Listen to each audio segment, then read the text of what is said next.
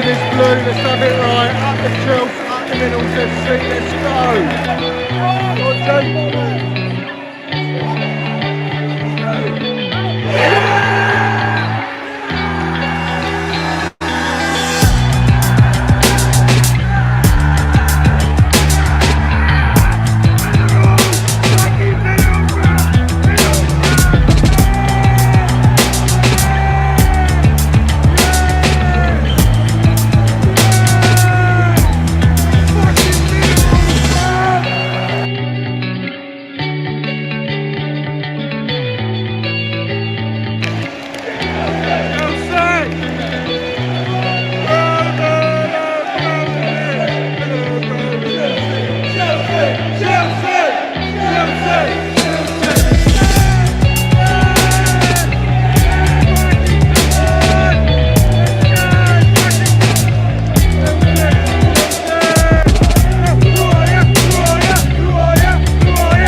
Have it right, Middles FC.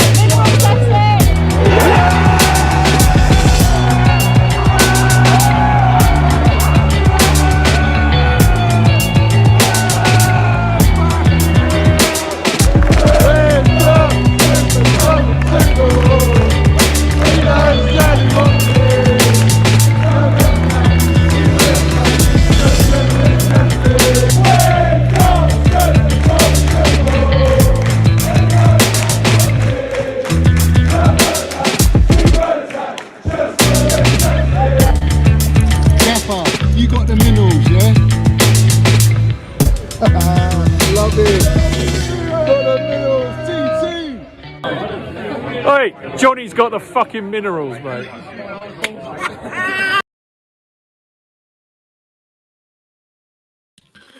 So have it right, up the Chelsea, up the Minerals FC. Hope everyone is doing good tonight. Big up to every single one of you in here. First and foremost, guys, there's almost 100 people in here. Hit that like button. If you ain't hit that like button, smash it to pieces. Don't cost you nothing. Land your minerals and hit that like button. Also, if you're new in here and you haven't subscribed, hit the subscribe button. And also, I always forget to mention this, hit the notifications button. That way you know when I'm bringing out content, when I'm doing live streams, and you get the little alert of the minerals there. So hit the notification button, guys. Also, I've got my Minerals FC membership scheme, which is pinned at the top of the live chat. It's also in the description below. We've got previous, the last night's stream in the description below, the link there, and also another short video underneath that on the Johan Minerals, Johan Mount. So first and foremost, let me run into the comments very quickly. We've had our intro. I'm going to bring on Lewis very shortly, and we're going to get stuck in, guys. We're just going to get stuck in. So let's run into the comments, people. Big up to all you guys. Like the video. Like that video. Half spenders in there. Big up to you, Land the Minerals on the haters. It's about time they bend their knee. Let's have it right. Mitchie, my member, big up to you. You won't forget it from Lewis. Feelings Merchant. Oh, Lewis. Has ball IQ of my cat. My cat's ball IQ is piss poor. Wasting your time, Johnny, as Jem was today. Let's have it right. We'll see what Lewis has got to say for himself, bruv. Let's see what he's got to say for himself. Stratters, big up my geezer. Up the Minerals FC. All the haters are drinking tap water. They don't deserve high-end minerals. Let's have it right. Let's have it right, geezer. Big up Top Bins as well in it. Last night, I was dying, bruv. I had to clip it and put it on Twitter. That comment, I was heaving, mate. I still am every time I watch it. Leo's in here, up the Minerals. Big up to you, geezer. Henrik, apparently Man United want Leo. What do you think? He chooses us over them. Potentially, yeah. I mean, when it comes to Man United, if they seem to pay big money. They pay big money for Casemiro. I don't think Chelsea would do that, but if we want a player, we'll go in for him. It all depends if United get top four. If they don't get top four, then I think we're in a stronger position. T-Spot. It is fair to look at 13 games, 1,000 minutes, 2 goals, 3 assists, and 16 shots, and demand much more from a player who is not held accountable for his poor play. Mason is great, but not above criticism. Well, listen, not anyone's above criticism, but when you feed in a narrative for the haters and you disregard the last 2.5 seasons or 3 seasons, even, I think you need to look at yourself, really, because when you talk about consistency, Mason Mount's been the most consistent player in a Chelsea shirt by fucking absolute miles. Big up to you in here. Big up to all you guys that are new in here, subscribing. Smash the like button, guys. Smash the like button. Josh in here. Big up, Josh. There is a reason why Luka Modric asked for Mason Mount's shirt after the game, because he's generational, mate. Let's have it right. He did. He actually deliberately was looking for Mason Mount. He wanted his shirt specifically. Let's have it right. There's a reason for that. And you've mentioned the reason. Big up to you, Geezer. Big up to you. Bill Boy, big up to you. Yes, my Geezer, Chelsea old boy, smash those likes and subscribe to the best Chelsea platform, Up the Minerals FC. And as a Minerals FC tradition, guys, we know what's coming, don't we? We know what's coming. Just to remind the Tin Pot Spurs, that small little club called Arsenal, who the biggest club in London is. And let's have it right. Chelsea Football Club, we see things they'll never see. European pedigree, let's have it right. Champions of the world, still currently champions of the world. Let's have it right. Big up to you, Chelsea old boys. Lovely to see you in here, as always, my geezer. Let me just run through. Top bins. Yes, top bins. Big up, Johnny. The flip-floppers, they have moved on from Mace, and it's back to digging out Kai again. Can't they enjoy the win without slagging off individuals' performance? Up the Minerals FC, up the Chelsea. This is the thing, guys. This is the thing. The Mount haters have gone awfully, awfully quiet, as we all know. But me on Minerals FC, me, myself, I'm never quiet. Never, ever quiet. I'm as loud as you like. And granted, I will always be loud when it comes to Mason Mount and all the players that I believe in and that are back. I'll be loud, bruv. Yeah. It's called being a supporter. Let's have it right. But big up to you, Top Bins. And listen, I generally thought when I read your comment last night when you said that you're in A&E having your stomach pumped, and then I read the second bit, you done me like a kipper, geezer. Big up to you. Big up to you. Major General N'Golo Kante, my geezer. Potter is one of the first managers at Chelsea in many years who is not afraid of making changes and subs early in the game. Good to see. Very good point. And I'll tell you what's another good point is that Graham Potter has started Mason Mount in every single game. Every single game. Let's have it right. So take note of that as you will. Not you in particular, but just generally to the viewers, guys. Big up to you. Mixter's in here. Hi, bro. Glad you like Mount. Same here. Also liking. Big up to you, geezer. If it's not Mason, it's always it's Kai. Always the agenda. True, Kai has to step up regardless. Given him time, he will ball out at the Chelsea. You know the deal, geezer. You know the deal. We have to back him, guys. Big up Seppers, Luca. Leo's in here. Everyone's in here, bruv. Everyone. Big up Danny as well. Big up Johnny. Time to mud the haters. Let's have it right. Loads of you in here. Loads of you in here. As Lewis says, hit the likes, guys. Smash the like button, guys. Smash it. In fact, let me know what likes I'm on already. Let me know. Because if I'm not near 130 likes, something's wrong here. Something's wrong. Let me know in the comments, guys. Yeah. Also, explain to me this. How does Foden get ranked 22 in Ballon d'Or? How? Mason Mount done him on GA all season.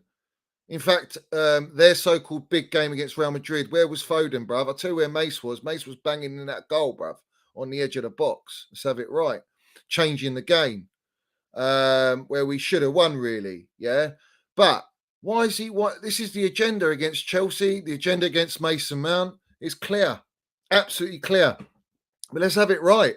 He was ranked 24 when Mount was ranked number 9. He's still ranked 22, and they don't rank Mason Mount. It's a disgrace. Yeah, it's a disrespect.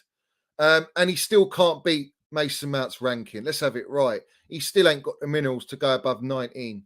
How is what's his name? Mahrez 12. How is Mahrez 12, bruv? It's shocking. It's absolutely shocking. Hella, whatever his name is, was fucking like 8th or something. I mean, it's all messed up, mate. We know Benzema's probably going to bag it, you know, and fair play, rightly so. But blimey, the agenda on Chelsea is a disgrace. And you're putting Trent in there after Trent's performance in the final where he got absolutely bodied by Vinicius Jr. But no one talks about Reece James pocketing Vinicius Jr. I know we lost the game, but still, you can't discredit the performances. You can't discredit and not put that geezer in there. It's just like Chelsea win the Champions League and we only get selective players. All right, we had N'Golo Kante and Jorginho, yeah, granted, all right? And everyone started moaning about that. But how can you put Mount at 19? You're putting Mahrez above Mount. Mahrez loses the final. Mount is the first player to score and assist English player and Chelsea player in the Champions League quarterfinal, semi-final, final, and go and win it. And you put Mahrez above Mason Mount. It's just like, it just doesn't make any sense. It's just pure agenda, mate. So fuck them all, as I say. Big up Nick in here. Big up Johnny. Make sure he wipes his feet on the way in.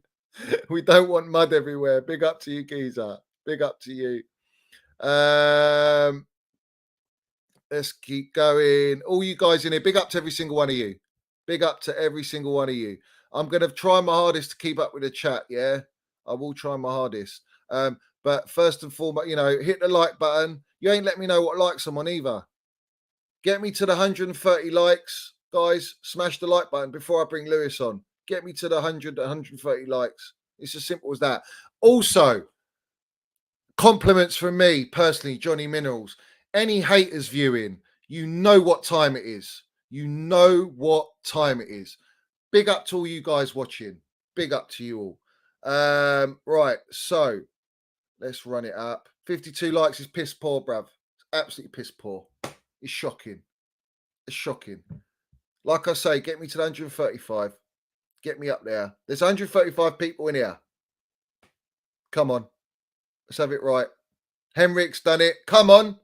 Up, up, up. Oh, guys, you're letting me down, people. You're letting me down.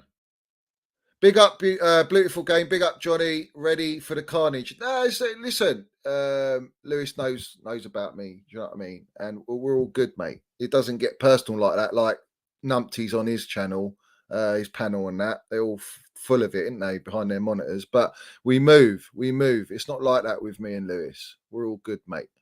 74 likes. Keep going up, guys. Get me to the 130 likes now. Come on, get it up. Keep letting me know in the chat. Lewis is waiting, bruv. Lewis is waiting. Get it up. Get it up. 130 odd likes. Let's go. Let's go. Let me know in the chat. Let me know in the chat what's happening. Let me know in the chat. And let's have it right. We know the deal, yeah. Minerals man, he owns the San Siro. For everyone there, he owns the San Siro. He bodied Tamori. 45 minutes, man of the match. Generational Minerals, bruv. Let's have it right. Where are the likes at? Get me to the 130 likes. Clicks, big up to you, geezer. Big ups to you. Big ups to you, geezer. Like I say, I'm going to try and keep up with the chat, guys. Yeah, I'm going to try and keep up with it. Yeah, he owns London. You're right. Minerals Mount owns London. Yeah. Guys, be respectful towards Lewis. He's a decent bloke. Hate the game, not the player. Listen, Lewis is proper Chelsea, bruv. Let's not forget that. Yeah. All right. Let's not forget that. Guys, what likes am I on? I want to bring Lewis on, bruv. Get me to that. I've got 145 people and you still ain't got me over the 100 likes. It's disrespectful, guys. It's disrespectful. Come on. Big up the grey man. Big up to you. You know it. You know it, geezer. You know it, geezer. Foot Outlaw, Luca's in here. Couch Surfer's in here. We got who else we got? CFC's in here. Gavman, my geezer. Come on, hit the 100 likes, bruv, and Lewis comes on. It's as simple as that. It's as simple as that. It's as simple as that. Let's have it right. Let's have it right. Francis in here. Big up to you up the Chels. Super Tommy T. Tomos is in here. Young Berries mounts the most underrated player of this generation. He is. Well, when you put in Foden's in 22 ranking in Ballon d'Or, it's piss poor, bruv. Shocking agenda. Even Haaland got 10. Haaland got 10. You know, it's what's going on, bruv? What's going on? When it's Real Madrid, they win the Champions League. Oh, let's put them all in the top fucking 4, top 5. You know, it's just pure agenda, bruv. Big up Elias as well. Francis, Jono, Kyla, Santiago, Nutty Blue, everyone. Gary, Blue Star FC, all you guys. Big up to every single one of you guys. What are we at now, guys? Let me know, and then we can bring Lewis on. Let's have it right. We should be on 150 likes already just for waiting, bruv. This is what I'm talking about. That's what I'm talking about. Let me know, guys. Let me know. It's as simple as that. Let me know, guys.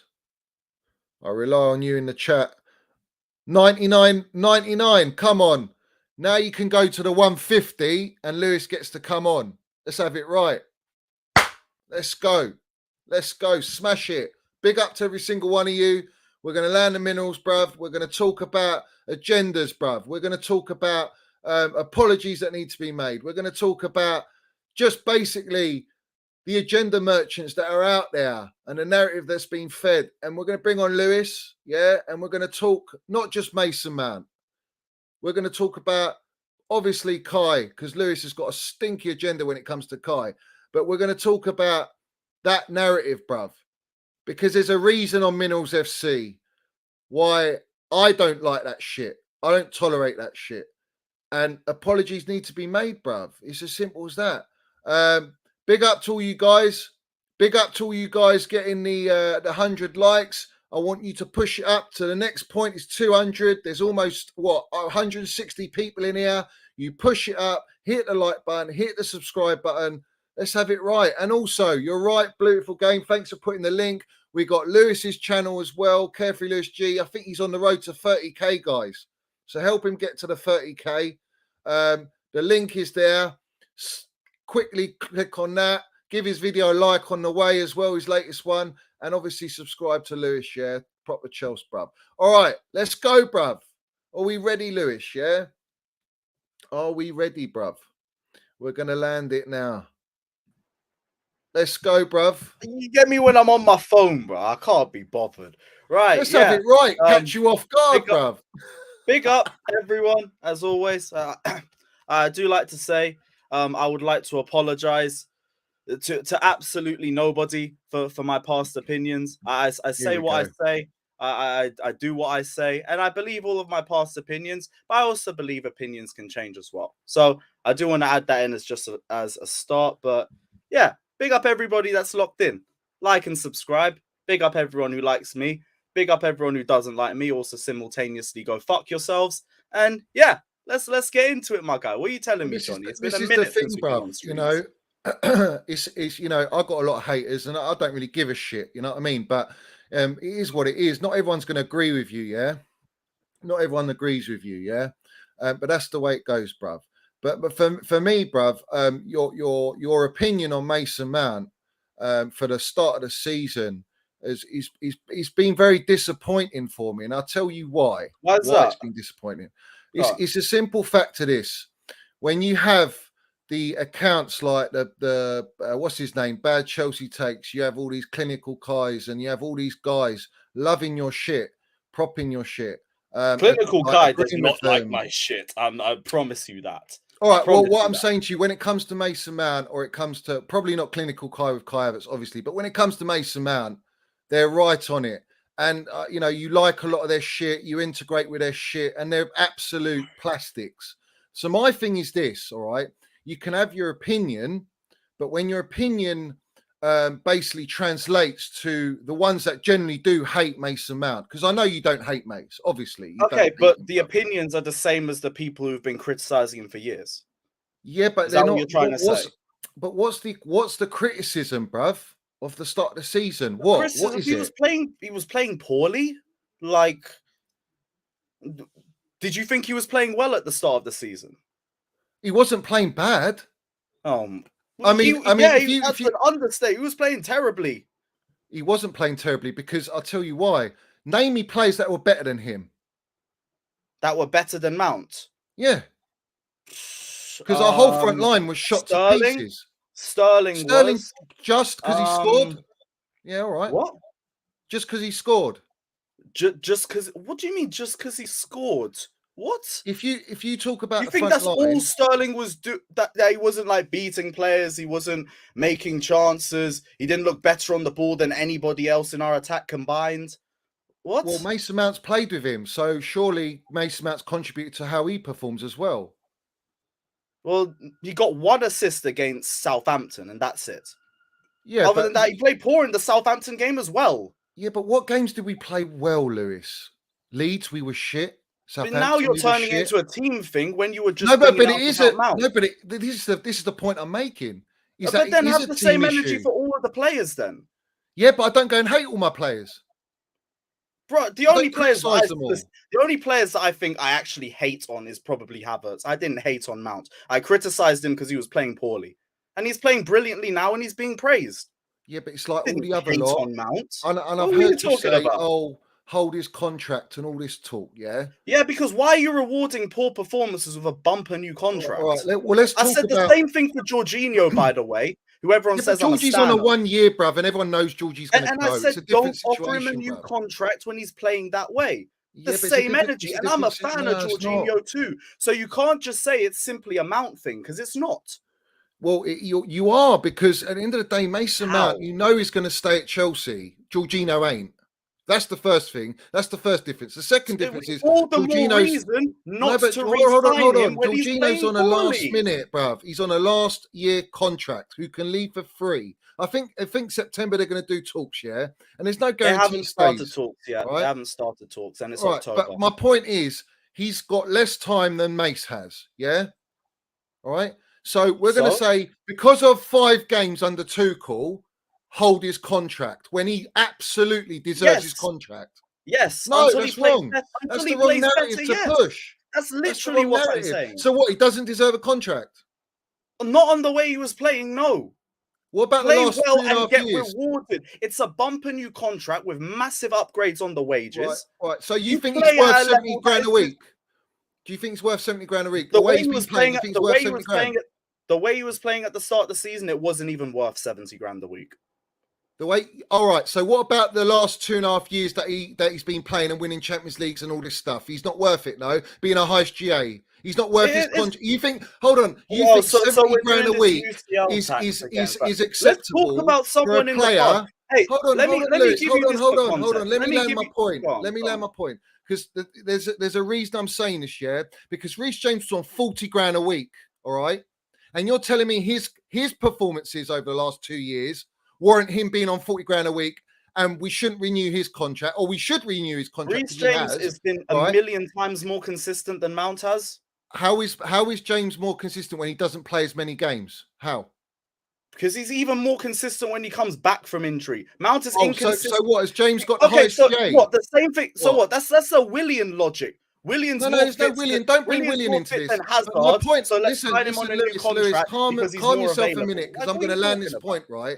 All right. Mason Mount has been Chelsea's best player for 2.5 years. Player of the season says it. It's a fact. All right. And on top of that, hold on, let me finish. On top of that, but don't say facts. He's the highest GA. He's the highest GA. He's trusted by every manager. He's the most consistent player at our football club. So don't give me Reece James as the most consistent. No, he's not. Yes, he is. Thiago Silva is. Reece James is. Stats tell you that. It's fact. Is Mason Mount more consistent? Is Mason Mount? No, Johnny. Is Mason Mount more consistent than Thiago Silva? Yes or no? Yes, of course he is. Of course he is.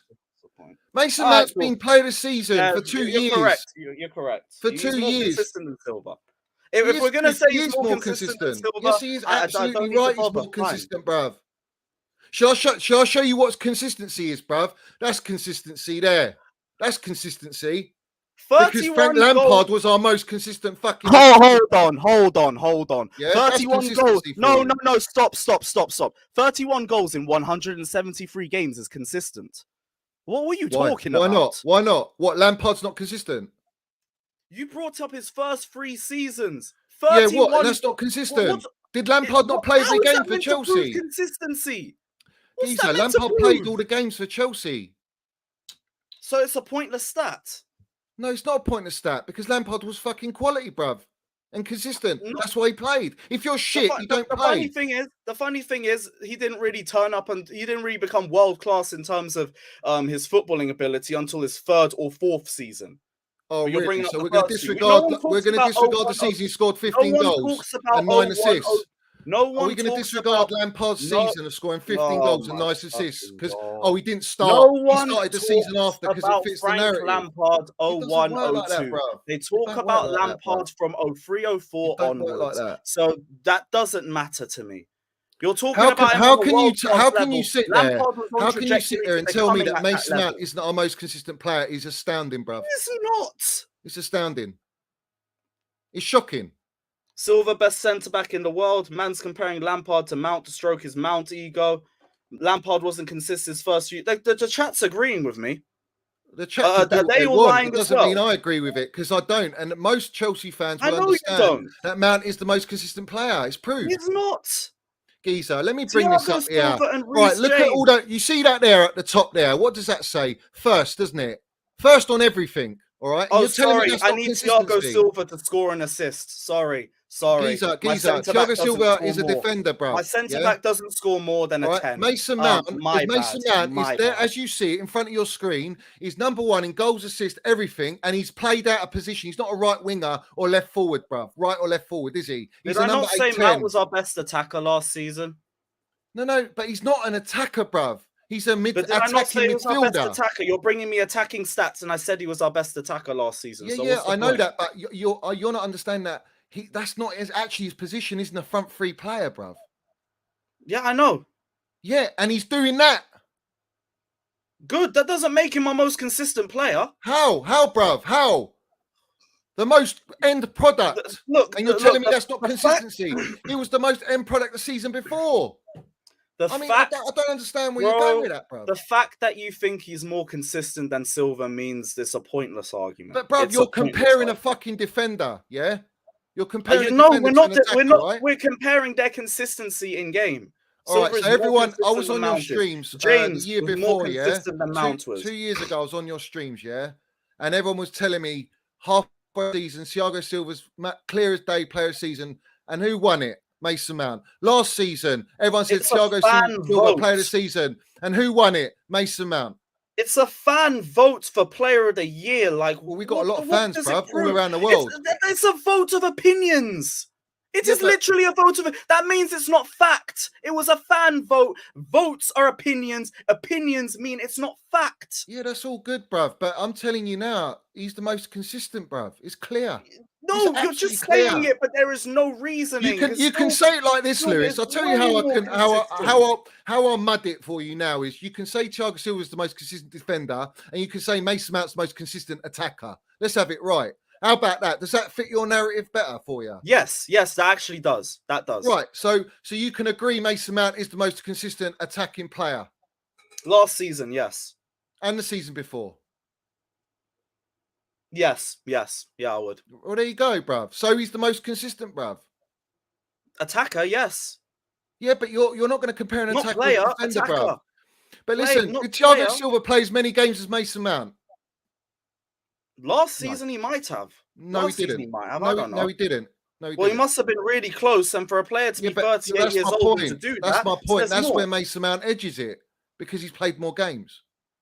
Wait, and if you play more games, it means you're performing at a high level that you deserve to play, and you're consistent. I don't understand this. Well, that's the facts on Mason Mount. That's the facts. Out of all the other, this is the thing. Like again, why not the same energy to all the other players? Why not have this energy for a Kovacic or for a Kante or for Pulisic, or what? If you're saying back all the players, we don't have the same energy for all the other players. It's always Mount. What do you mean? What do you mean? Because why are we just so focused on Mason Mount and not anybody else? I'll tell you why. I'll tell you why this is happening right now. Yeah. Let me just get that Super Minerals 1 second. Let me find it before I can't keep guys. I ain't gonna look at the chat, bruv. Yeah. All right. Cool. So the reason is this. All right. At the start of the season, under Tuchel, all right, under Tuchel, not only did you have the Tuchel agenda, all right, on top of everything that was going on, but it was Mason Mount, and Kai Havertz. Tuchel agenda. Everyone's got Tuchel agenda, bruv. Have you not seen Rory Jennings and fucking all the platforms, bruv? Have you not seen Matisse and all these guys, bruv? Have you not seen their shit? Because I'll be real, Johnny, the thing with you is you can't really tell criticism from slander. I feel like you think they're both the same thing. This is the thing. You can criticize, but it's masking. It's a masked agenda to fit a narrative. How can you tell that it's masked? Because I can. I'm a smart geezer. That's why. But the point I'm telling you is, the point I'm saying is this, right? All right. That start under Tuchel, it was Mason Mount and Kai Havertz that were getting absolutely fucking scrutinized by the fan base. All right, drop them. This season. All right. I'm just talking about this season. Yeah, I'm just talking about this season. Yeah, my thing is this. All right, this is why it don't sit right with me.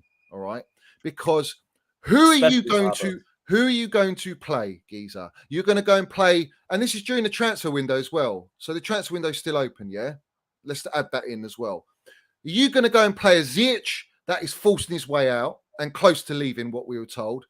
Are you going to go over Pulisic that wants to sign a year extension and fucking go on loan because he doesn't want to play at Chelsea? No, you're telling me because he wants more game time. Because he wants more game time. That's Pulisic agenda. Right. Well, listen, deliver on the pitch and you get the game time, bruv. My thing is this: he delivered. You're going to come at Mason Mount. You're going to say, drop Mason Mount. The haters. Pulisic mudding the haters. No. You're going to drop Mason. My point is this: you're going to drop You will want to drop Mason Mount, yeah, who's the most trusted player under Tuchel, all right, and bring in a Pulisic and a Ziyech. Well, to be honest, I would have replaced him with Brozier and Gallagher, but so you're going to play a young Gallagher who's been basically playing double Mason six Mount anyway. Young at one point? Wasn't Mount? Hold on. Gallagher's not a front three player. He plays better in the final third. Yeah, but he's not. We don't play like that under Tuchel. So we did. He was in Mount's position, though. He did. He would have been directly competing with Mount. No, but Gallagher can't do what Mount does. He cannot. Really? I think he can. No, he can't. He can't. I think he can. My thing is this, yeah? I think he's definitely capable of it. He's not. He hasn't got. Why isn't he? Why isn't Gallagher capable of doing what Mount can do? Because he hasn't got the game experience intelligent yet. I've watched too many games of him. Really? Well, he had a very good loan spell at Crystal Palace in the Premier League. That makes him but that's because but this is the difference. They built around him. We're not building around Gallagher. Bro. No. My point is this, Lewis. The way Tuchel plays, we're not going to be stupid. We know how Tuchel plays, yeah? It's either Gallagher plays in the double six, he don't play in the front three, all right? Okay, so you're saying play Brozier and Gallagher. So you're going to play Gallagher in a double six, which granted he did do because he had no other choice because we had injuries to Kovacic and Kante. All right, that's the first thing. Knowing he's not a double six player, that's the first thing. The second thing is you're going to drop Mount for that when Mount doesn't even play in double six. But you'd rather play Brozier with a Pulisic and a Sterling, bruv. Yeah? Anyone but Havertz, yes. Anyone but Havertz. So instead of Mount and Havertz, you want to play Brozier and Pulisic and Gallagher. See, this is where I find that astounding, bruv. Mount and Havertz were two of our worst performing players at the start of the season. So explain to me why Mason Mount has the highest key rate under Tuchel that stint. Why? In open play, or is it in open play, bruv? Well? In open play.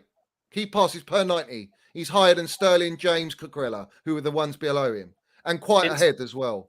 So what? This is on 17 open play then. So Mount was on 17. So does that one stat then completely mean everyone was blind to Mason Mount over the first 7 games, and he was actually brilliant, and none of us have a clue? No one's saying no. Listen, does that mean that? Because no. I know what I was watching. But you're asking to drop your player. No, but I Lewis, saw you're hella asking to drop your play. dispossession. That's the most I saw important, him bro. ghosting games. The Leicester game when he got subbed off at half time, I didn't even know he was playing. That was tactical. That was tactical. Yeah, it was tactical because Mount was invisible.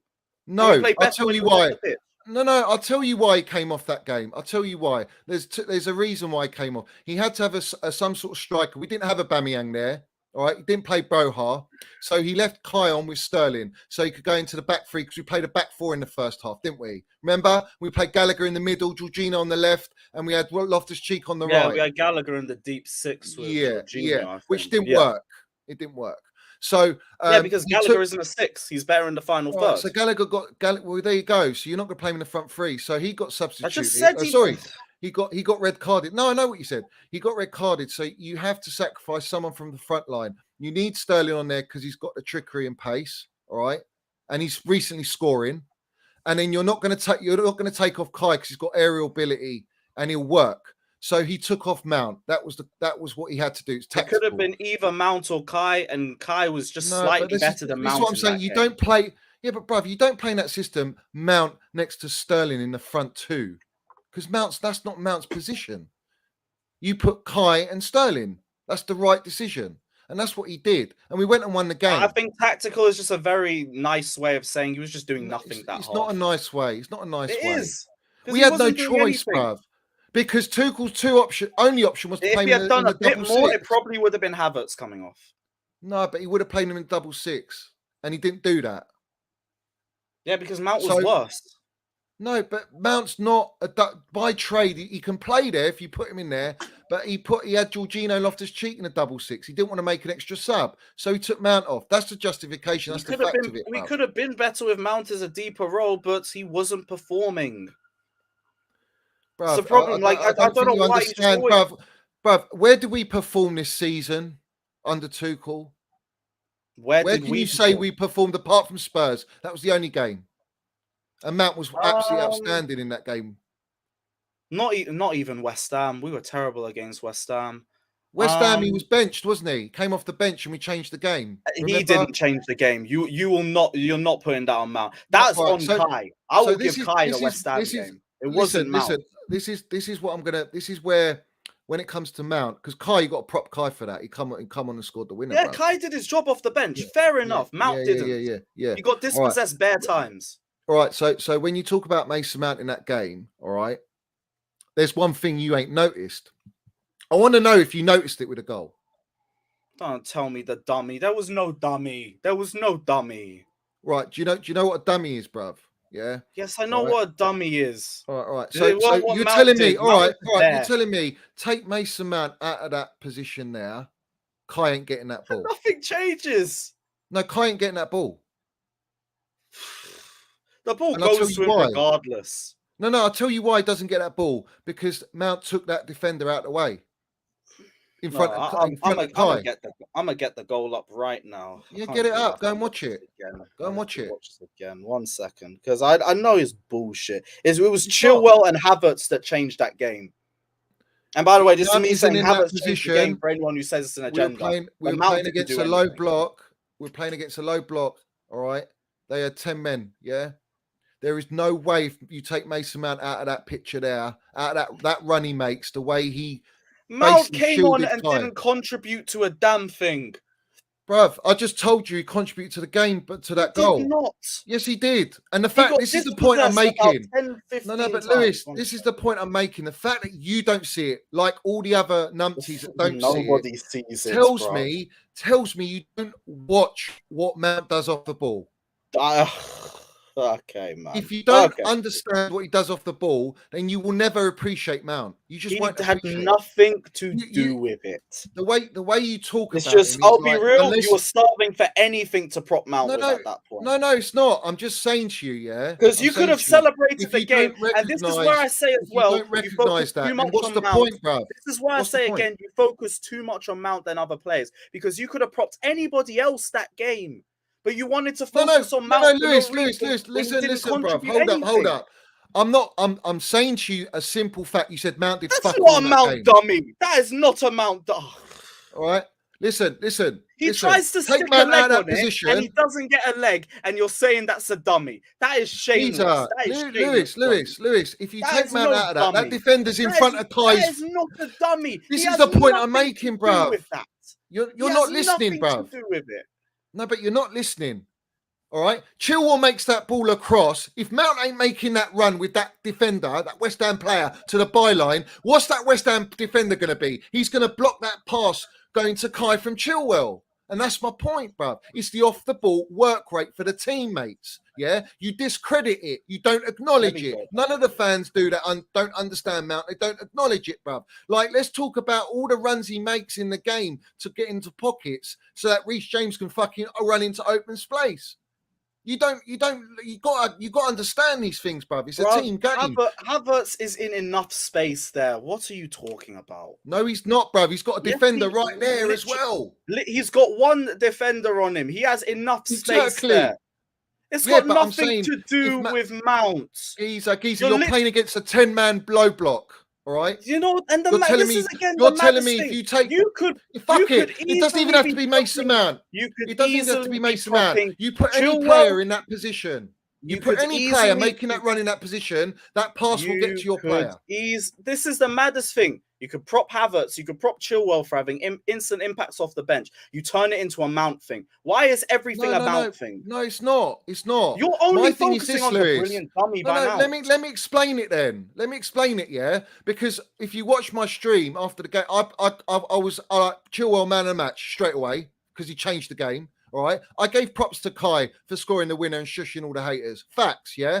But my thing is this. That goal, if you take Mason Mount out of that position, because it's a team game, let's have it right. It's a team game. So you said Mount did fuck all. But when you look at it, in that big moment in the game where we turn it around and we win the game, if Mount's not making that run in that moment in time for his teammates, that ball gets intercepted. I guarantee. Okay, you know what? Fine, brilliant. Big up Mount. It's like the equivalent to the Werner dummy it's run. not about bigging him up, bruv. It's Lewis. It's you instantly. You go back. You instantly go. Oh, Mount did nothing in that game. All right, but you disregard the every time he was on the game. ball. Every time he was on the ball, he lost it. Congratulations. Yeah, that's great. But that can go for so many other of our players. You know, it's not just Mount. Look, I don't care. Timo Werner dummy run. It don't mean shit. I don't care. Well, you have to credit Timo Werner's run in the Champions League final. You can't disregard that. No, I do not. I credit Mount and Havertz. I credit Mount and Havertz Timo Werner run. I don't care about Werner's dummy run. Werner did his best to cost us that final. This is what football's about. This is a team game. If you don't make the runs, if your teammates don't make dummy runs, yeah, then you're not going to create space for your teammates. It's a team game. It's a team game, but you say Mount and Havertz won Chelsea the Champions League and you don't credit anybody else. You've played football, yeah? It's a team game. It's a team game, but you credit Mount and Havertz for winning Chelsea the Champions League, and you don't credit anyone else. I credited Timo Werner for the run, bruv, because that opened up the space for Mount. Bruv, dummy runs are like Timo Werner doesn't get credit. You just said it. Praising dummy runs is literally what you do when you have nothing else to praise. Because it's about football, bruv. It's about what you do in the game, and you appreciate people in the game, bruv. That's what you do. That's when I watch football. I'm not like a little hipster, bruv, where I just look at GA, bruv. I look at how a player performs off the ball. Key. Because if you ain't got the off the ball work, then you're fucked. What are you going to create for your teammates? What space?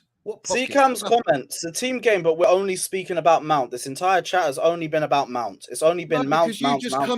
Listen, Cam, you can say what you want. It's only about Mount, yeah. But Mount and Havertz got the most hate, so that's why we're talking about Mount. We're going to move on to Kai. Don't worry about that. I can't wait till you move on to Kai, bro. I can't wait. You were feeding a narrative, the Mount hate agenda narrative. I wasn't feeding no narrative. Why do you act like there's always some conspiracy bollocks? What I did. Conspiracy, bro. It's what I saw, bro. What I did. I see it on your panel, bro. Let me finish. What I did was I criticized a player that was playing poorly and wasn't getting dropped. Simple as. Right.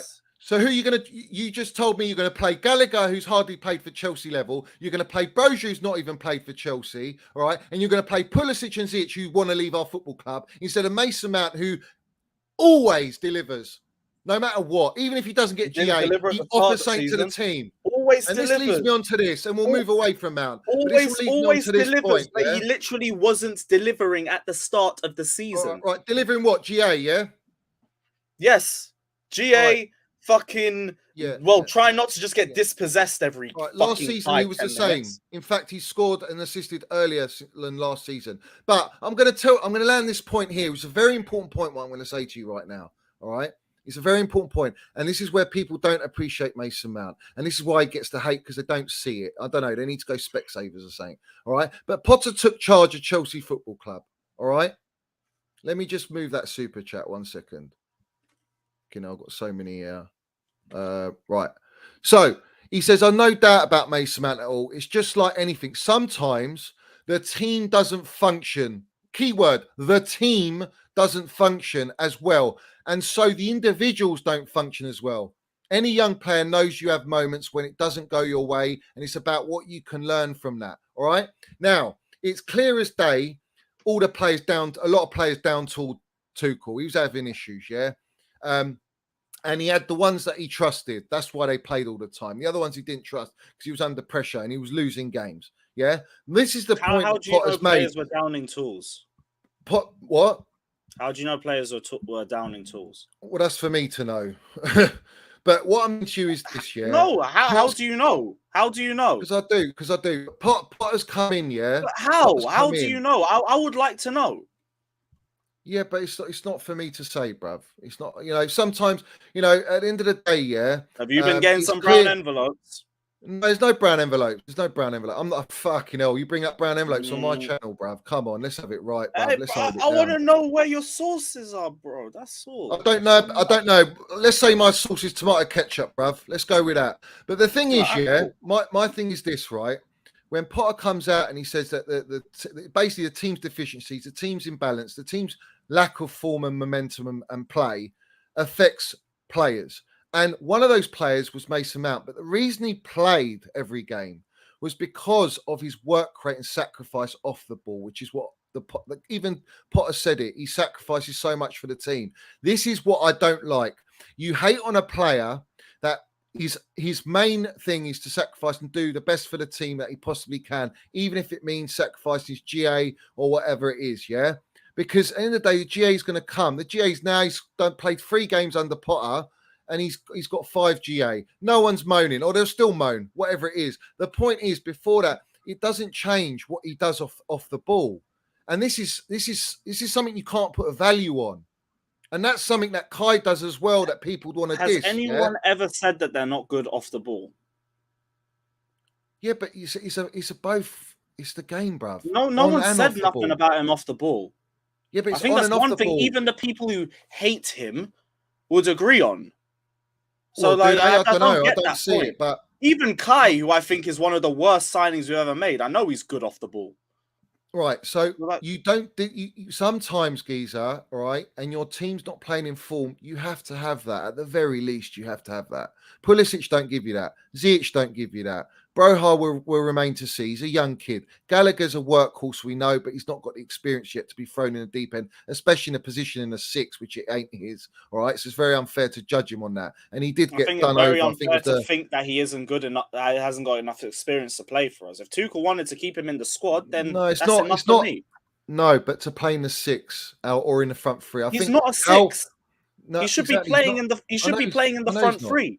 But Tuchel's playing him in the 6, and he didn't believe. Yeah, that was one of Tuchel's. That was one of Tuchel's L's.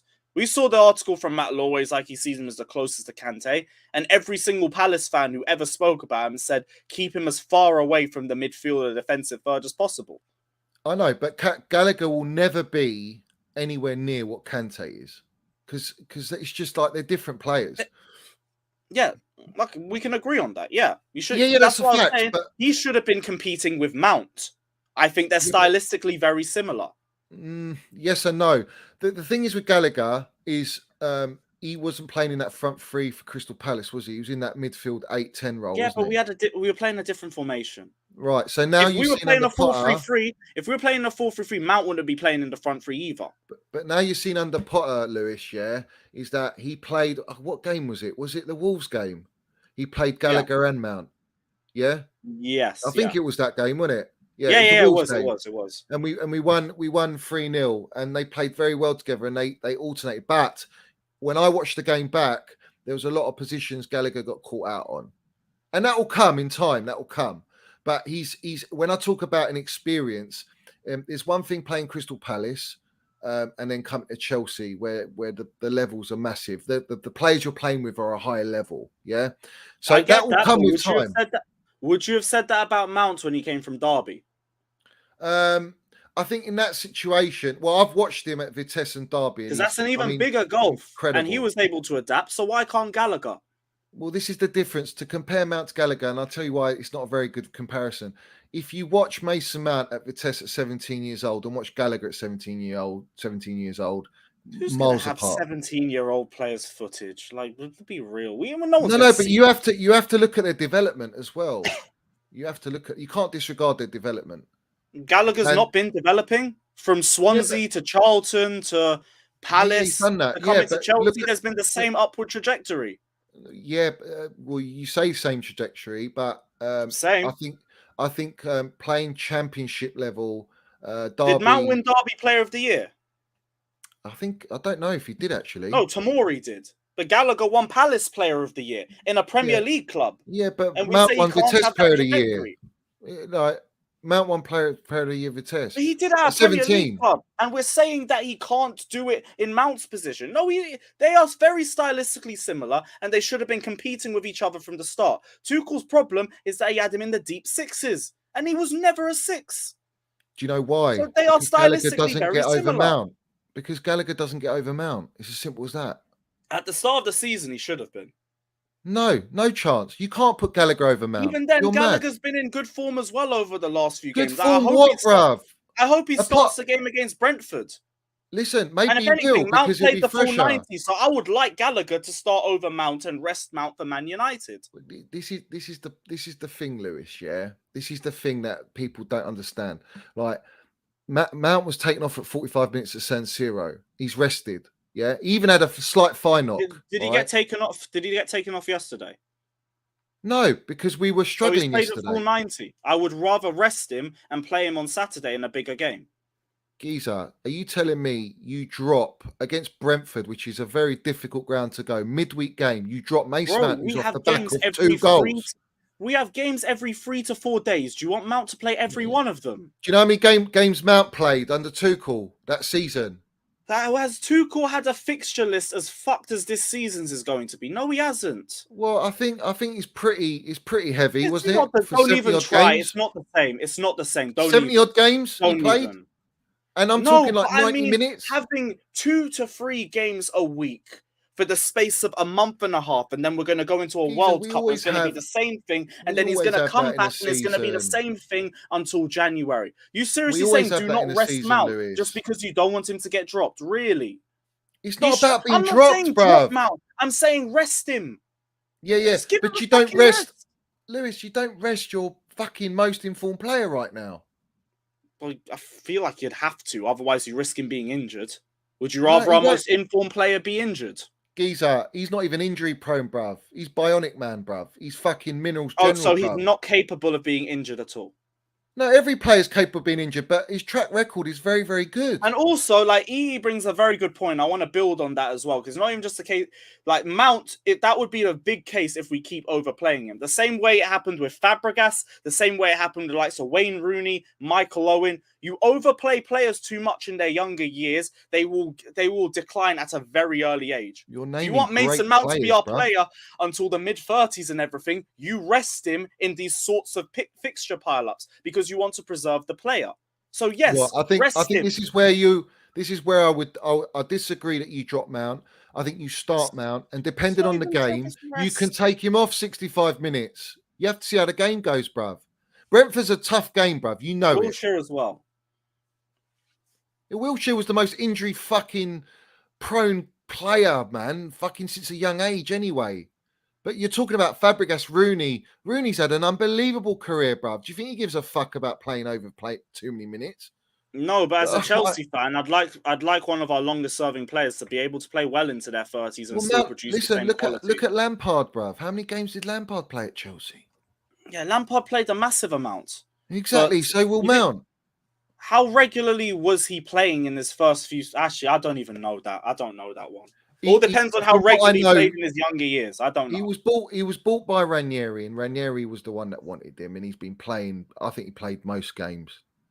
If he's played 3 seasons with I don't 173 know. That's before appearances, my time, so I can't say but nothing. Lewis, it's common sense. 173 appearances, Mount and Lampard. It shows you that for the first 3 seasons, Yeah, he but was they at never said Chelsea. how long those games were spaced out. Like Lampard could have been like 4 or 5 years as opposed to Mount being 3 years. We don't know. I think his 4th season he started hitting 18 goals.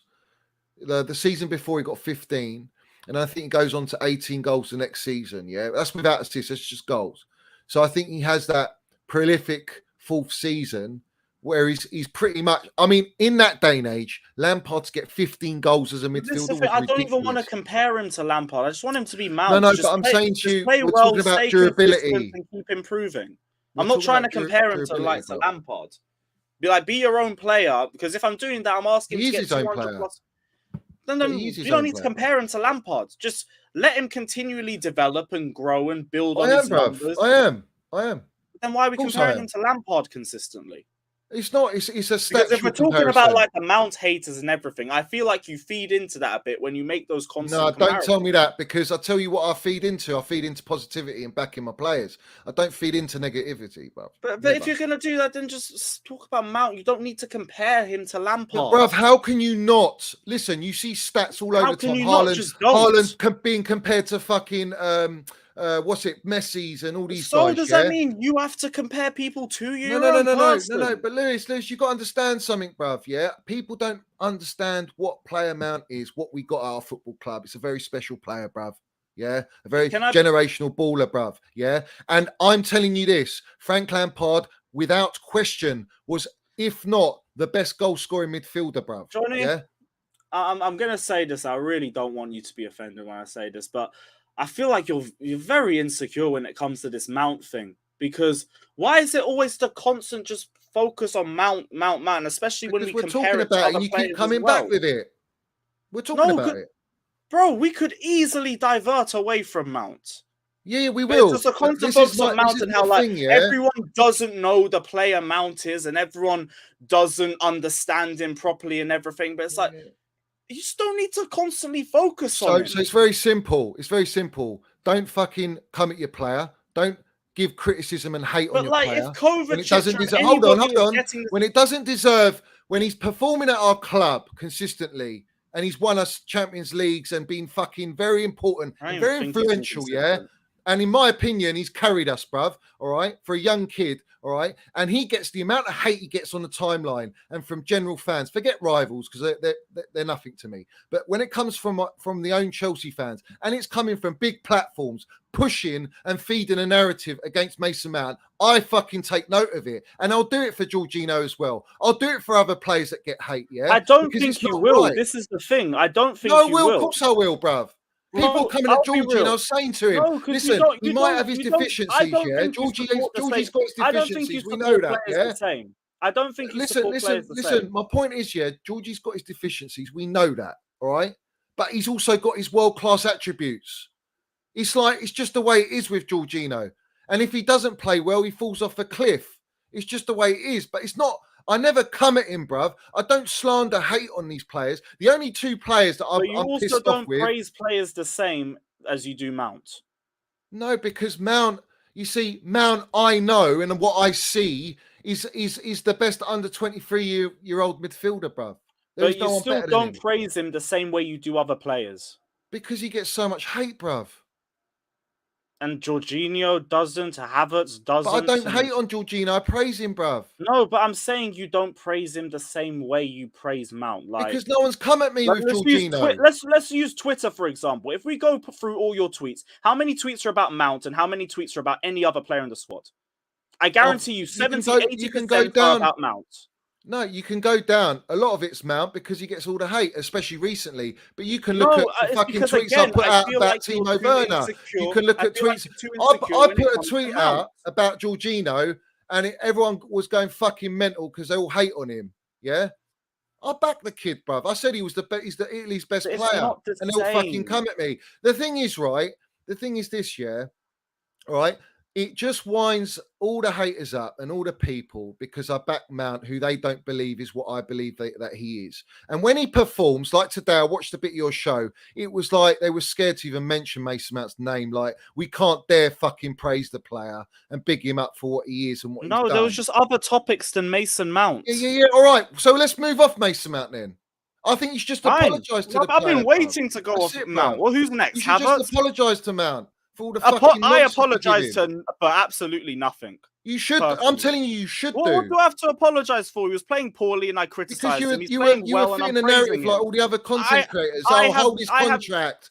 I He doesn't have deserve nothing a to be- contract. I Let's have nothing disregard to his be all fucking apologetic last for. season. I have That's what I'm nothing to be saying, Lewis. apologetic It's like for, it's bro. wishy-washy, bro. No, It's like wishy-washy. I stand by everything I said. I don't take a word back of everything I said. All right, And so he has let's talk about the improved Villa now. game. Let's talk about the Villa game. I thought you wanted to talk about Havertz. No, we are going to, but before you say, let me hear your praise on Mount in the Villa game. What do you think? Go on, tell me. I thought Mount was our best attacker by an absolute mile. All right. Havertz didn't do anything. Aubameyang was isolated. Mount, like, obviously had his off-the-ball work. We already know he's brilliant at it.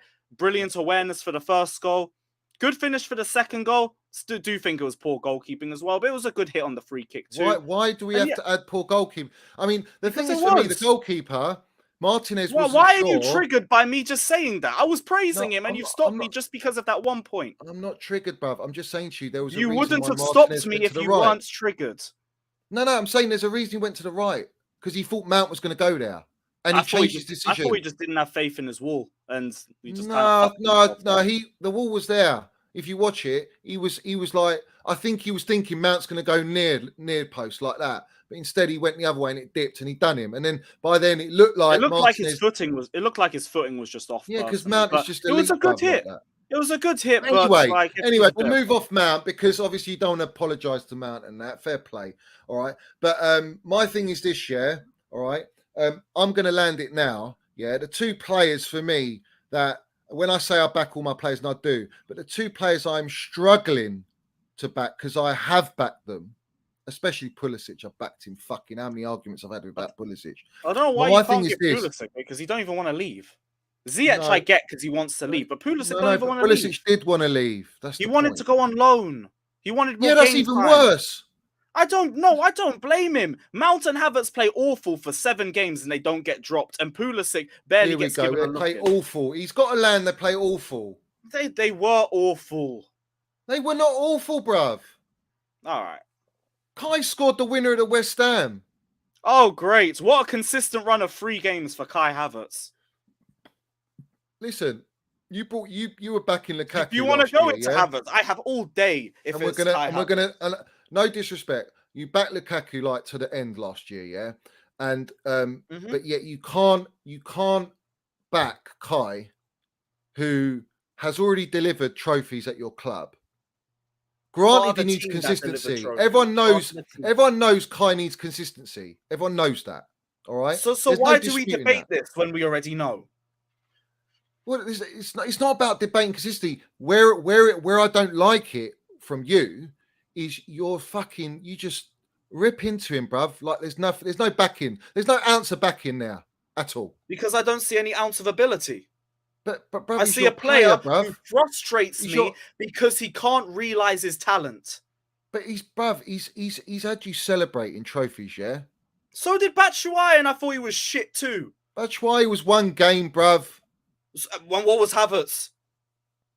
Yeah, but you're talking about a league. For right, me, it's consistency exactly, Johnny. No, it's not exactly. It's not exactly. I think scoring a goal. We were going to win that league regardless. It's just we won it the West Brom game. We were going to win that Champions League regardless. What? No, well, you don't know that, bruv. We were a better team than City on the day. On the day, yeah, but you didn't think that. No. You can't tell me you thought. I knew we were going to win it because I called it from ages ago. But I'm saying this, right? See, everyone knew City was the better team. Not on the day as a whole. City are the complete team, right? So you don't go into that game going Chelsea are winning 100%, bruv. No, but I had a lot of confidence in Chelsea going into the game because I had confidence in my team. Yeah, but listen, Kai landed it, bruv. Yeah, Foden great didn't. goal. All these And you other know players, De what? Bruyne Good didn't. individual performance as well, but I haven't seen that player since. Haven't All seen right. that player. So, And but that is then my you, problem. That is yeah, I exactly know. my problem. Yeah, but you can't disregard all the other issues, Geezer, from the season after. No, don't do that, because when Lukaku was starting, it was all, let's start Kai Havertz in the middle because we can play better with Havertz in the middle. Well, And bruv, then no he came on and disrespect. was Lukaku was a disappointing. cement boot fraud, wasn't he? He was a lamppost. Lukaku didn't want to be here from January and still outscored him with less minutes. Do you know how embarrassing that is? 2 goals. 2 goals he scored So, extra. Yeah. with the And extra minutes and how better we played as a team, he should have been lighting his ass up. We but this shouldn't is the even be thing. thinking about Lukaku. The whole reason why I wanted Lukaku back in the squad was because of how bad Havertz was up top. Yeah, but this is the thing. What Kai offers off the ball for the team helps What us does score goals to win games. what does he offer on the ball? I ask What everyone does this he and offer no on the one can ball? answer it to me. What does he offer on Why? the ball? Why can't they answer it? Why can't they Because answer it? I don't know. So answer it. What does he offer on the ball? He's got a very good first touch. I've seen balls he's Debatable. played. He's played some Debatable. wonderful passes. He's got vision. Havertz has vision. Yeah, of course he does. Hasn't Alisson got more assists than him since he came into the Premier League? What are you talking about, Alisson, bruv? A goalkeeper. That's my point. Jose Sarr, a goalkeeper, had more big chances created than he did last season. But he's not playing as a number 10. He's playing as a false 9. He is playing in an attacking position, and in terms of open play assists, a goalkeeper's doing better than him. Is that not embarrassing? Are you not embarrassed? But if you're a false 9, where are you to be playing the open play assist, bruv? You should be Havertz receiving the drops open play deep a assist. lot, doesn't he? He No, drops but deep to receive the ball. no, he So drops. let's not He act like drops he was deep the to 8. furthest player forward.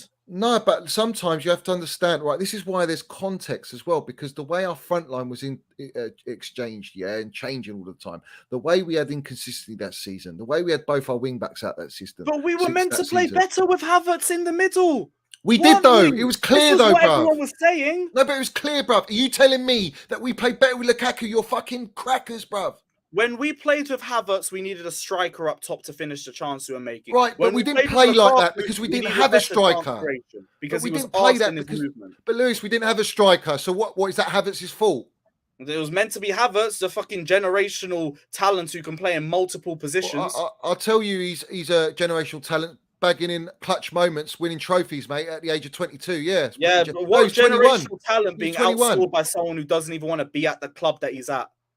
Outscored what? By who? Pulisic? Lukaku, bruv. Those 2 goals, Plymouth, Chesterfield. I mean, you're going to credit them. What? And Havertz, who only scored against Liverpool in the league and the bottom half of the table, other than that. Great. No, but at least they're Premier League teams. Fuck me. So what? The bar is in hell, man. He's a £72 million strike player. I don't know what position he is. But my thing is this, Lewis, right? The way you talk about him, the way you slander him. Because he's a disappointment. It's wrong, bruv. He's a disappointment. I know, but you can be disappointed, but not slander him, bruv. Well, fucking play well then. I don't care. But Lewis, I know you, bruv. You're Geezer, you go to the games, you're proper Chelsea, bruv. Like, you know when you're in the ground. I turned my back on Werner at this time last season because he was asked to. Do you know the only time I turn my back on a player, all right, is when they do what Lukaku does and done, which is I'm well within my rights to be like that. And when I know that I'm not saying nothing about that. Fair enough. And when a player doesn't want to be at your football club, all right, they're the 2 red flags. I can't accept that shit. You can't get my full back. The brown envelopes were saying if Bayern Munich came in with a bid this summer, Havertz would have pushed for the move. But we don't know, bruv. We've heard all sorts from the brown envelope. If Bayern come in the summer and Havertz leaves, we were told we bid for Koundé and we didn't. So it's like, what do you want to believe? What I will say is this: all of our attackers wanted to leave. What I will say is this, right? When it comes to, say, Pulisic, I think his book was very evident of how he felt, and he did want to leave. I can't really trust brown envelopes because, they're all full of shit. But if it's true that he did want to extend his contract to go on loan just to get out, that's fucking terrible. It's not to get out, though. It's just to get more. If that was the case, right, Pulisic would not have asked for an extension. The fact he asked for a but one-year Geezer, extension and he preserved his value showed that he had the club's best interests in heart as well. He But just do you know wanted the what? opportunity to go out and play well. So Yeah, but Pulisic deserves no criticism for that.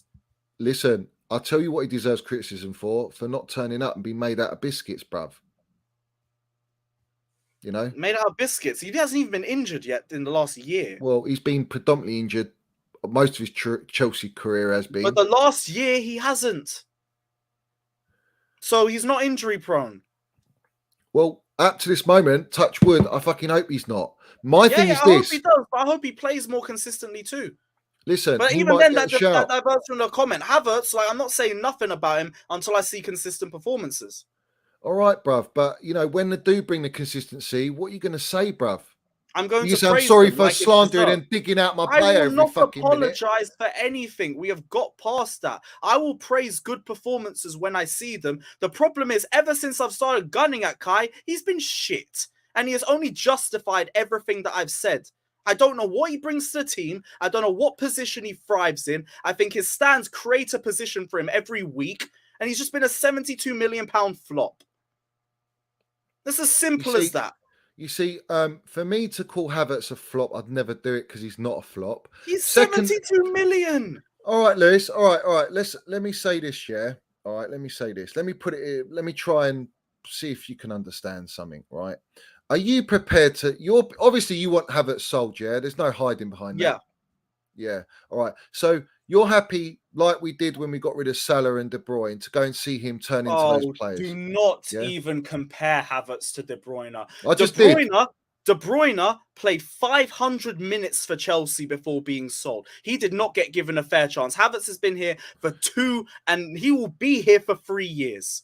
We have given him time after time, opportunity after opportunity. Havertz and De Bruyne are not the same. We didn't give De Bruyne a chance. We gave Havertz multiple chances, multiple positions, and he's been arsing all of them. They are not the same. They are not the same. All right. So if KDB was so fucking unbelievable, right? Why didn't he make it at Chelsea? First thing. I just said he got 500 minutes. Mourinho didn't give him an opportunity. Oh, well, maybe he didn't think it was good enough then. He was clearly wrong for that, wasn't he? Well, no. There's a reason why I'm saying what I'm saying. He's not good enough at the level he wants. And do you know why? Because players need to develop and mature. And KDB wasn't at that level to go into Chelsea at that moment in time. All right. That's why 18 months later he came back at Man City. Yeah. And he didn't win straight away. Yeah, but he didn't ball out straight away. It's still a shorter period than time Havertz has spent at Chelsea. Yeah, but where was Man City? Bruv, where was Man City at that moment in time? Where were they? I mean, they were competing with us for the league title. Yeah. Did they win it though? No. No, they were our closest competitors though. Yeah, but they didn't win it. And they finished above us the season afterwards. All right, fine. But we had our issues. My thing is this. It's all about timing, all right, and patience. The problem with this fan base, all right, they're fickle as fuck and they've got no patience. And I said to you this, right? Kevin De Bruyne doesn't make it at Chelsea because he wasn't ready at Jose Mourinho's level because he had no fucking time to nurture and mature and bed in players. Right, because he has because he has to win. Not with Havertz. No, he has to win. Jose Mourinho has to win under Roman, right? That's Roman's rule. You don't win, you're gone. You can't keep him as a squad player. Well, he didn't want to be a squad player. You can't just loan him out. Even then, you can't just loan him out. He didn't want to be. No, but he didn't want to be. He didn't want to be loaned, and he didn't want to be a squad player, so he forced his way out. Unless he had 1 year left on his contract, he'll do what the manager says and shuts his mouth. Geezer, he wanted to leave, and we sold him for what? 40 million, was it? Unless he had 6 months left on his contract, it doesn't mean a thing. Right. It doesn't mean a thing. He was at 23 years old, I think he was, and we sold him back to Wolfsburg, innit? He went to Wolfsburg, yeah? Yeah. All right. Right. He stayed there, all right. And then he went to City that end of that season, innit? Yes. Yeah. I'm pretty sure he did. He was there for 18 months and then he went to City. Yes. All right. So longer then. All right. So this is my thing. So he would have been going 24, 25 age. Yeah. And all he'd won, his stats weren't too bad. He had all right stats, but it's Bundesliga. We know that because Kai stats in Bundesliga were fucking good as well. So where do you measure that with? Because we know about Bundesliga stats. But this is the thing, all right? I think De Bruyne's stats were better than Havertz in every individual. No, they season. were. They were slightly better. I don't think it was slightly either. Didn't he break Yeah, the assist record that season? Yeah, but you're comparing a 18, 19-year-old Kai. It's a generational talent to a generational flop. Yeah, but you're looking at Kai Havertz at I think was he 18? He must have been 18, yeah? Because we bought him when he was 20. Right? Yeah. He was 18, 19. He was there for 2 seasons Leverkusen, yeah? All right, and we bought him at 20, all right? Yeah. You're talking about Kevin De Bruyne's stats at 23, 24 years old in Bundesliga. Yeah, and also his overall ability of a player and just being better. Well, no. Well, hold on, we'll move on to that. But you're comparing an 18, 19-year-old kid, all right, who's getting close goals and stats to KDB, who is 22, 23 years old. Can you see the difference in development now? Where's KDB at 17, 18? I want to ask you. Where's his stats there? How many years did they spend playing in first team professional football? I think that's a better barometer of experience. KDB was playing for Genk. That's it. At 17, 18, he was playing at Genk, wasn't he? Yeah. Yes. Yeah. So. Fucking great that is. Wow, what a level. And then he goes to Wolfsburg. Chelsea buy him and loan him out to Wolfsburg. Right? Or is it Werder Bremen? One of the two. Comes to Chelsea, can't make it in the team, forces a move out, goes back. All he's won is a poker. Kai Havertz, on the other hand, all right, 17, 18, gets into the final, which they lose to Bayern Munich, who are the best team in the league, by the way, but he scores a penalty in the final. And then he gets his big move because everyone in Europe, Real Madrid, Bayern Munich, who's the other team? Was it Liverpool? I think we're interested. Liverpool were interested, yeah, and Chelsea, and we go and sign him, big money sign him because they wanted 100 million for him, and we paid whatever 72 million. Yeah, and no one else could afford him because of COVID. Yeah, but I'm telling you now, if Bayern Munich, Real Madrid going for him, he's signing at those two clubs, right? And that wasn't KDB at that age. Where was KDB at that age? Was he getting pipped by Real Madrid and Bayern Munich? No, but what's the point? What's the point? This is my point. This is a lovely point. It's beautiful because the point I'm making is there's levels, right, at the age you're at to understand about talent and trajectory and potential. And when you've signed a player which is so sought after, and then he comes to your football club in the first season and has 2 change of managers, so he has Lampard and then he has Tuchel come in. All right, he's got COVID. I didn't mind this first season. I gave him that same way I give everybody, even Lukaku. Got to give him a fucking season at least. Crying out loud. I do that for everybody, though. Right. Yeah, cool. Fair enough. I mean, rightly so. And then at the end of the season, he scores the Champions League final goal. He has a great shithousery performance against Real Madrid semi-final, and we go on to win the Champions League. And that's the pinnacle, his dream, to win the Champions League. And he's done it with Chelsea. Loves the club. Fucking loves the club. All right. Then we go into the next season and the board make the catastrophic, criminal fucking mistake to go and sign that cement-booted rat Lukaku. Yeah. Fucks it all up. All right. Because this is the thing.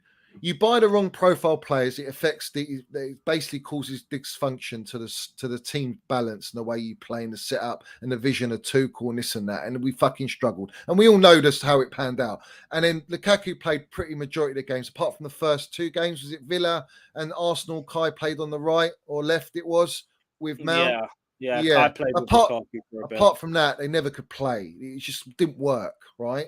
And Lukaku went injured. Kai comes back in the team. We win 7-0. We win 4-0, 3-0. We drew with Burnley.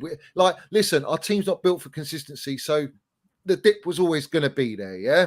But we blame Kai. But then there's no backup to Kai. There's no backup striker. Timo Werner ain't a striker. He's not the perfect opportunity for Havertz to showcase his generational minerals. Yeah. All right, but you just told me about resting Mount after bagging 2 goals. Where was the rest for Kai? Because there was no one to rest him for. In what period of the season? That period you're talking about when Lukaku was out. Which period? Specify what period? Burnley, from the Berlin games and that. and we went Everton. I don't think we played United game. So you're saying from around February then? I think so, yeah. Because when did Lukaku Yeah, it would get have been injured? Havertz or Werner at that point. Yeah, but Werner, we know about Werner. He's not a number 9, bruv. Well, I swear Havertz isn't a number 9. But this is the thing, bruv. You've got players But around Havertz is him. meant to be better than Timo Werner at least. Oh, of course he is. It's fucking miles clear of him. Right. So I would have liked him to at least showcase that. Yeah, but he will, bruv. The Havertz point had I'm a little making March is purple patch and then he disappeared again. no, but this is my point, And bruv. I was saying the whole first half of that season, I will allow Havertz's performances because statistically, he doesn't turn up in the first half of the season. He will turn up in the second. All we got was some meaty little purple patch in March, and then he went back to being invisible again. Yeah, but you got. Sorry, the guy's just not good enough. He can't. No, but trap Lewis, a ball, Lewis, you can't said shoot, that, but you barely can't can take dribble, away. doesn't make any line breaking No, but passes. Lewis, you can't or take just away dives these a lot. facts, bruv. And the facts I'm going to What's say the to you is facts? this. You just made No, a I'm bunch going to of land it different now. points. You can't Go take on, what's the away point? that you lost Chilwell and you lost Reece James for more Chilwell, but you lost Reece James in and out that season, right?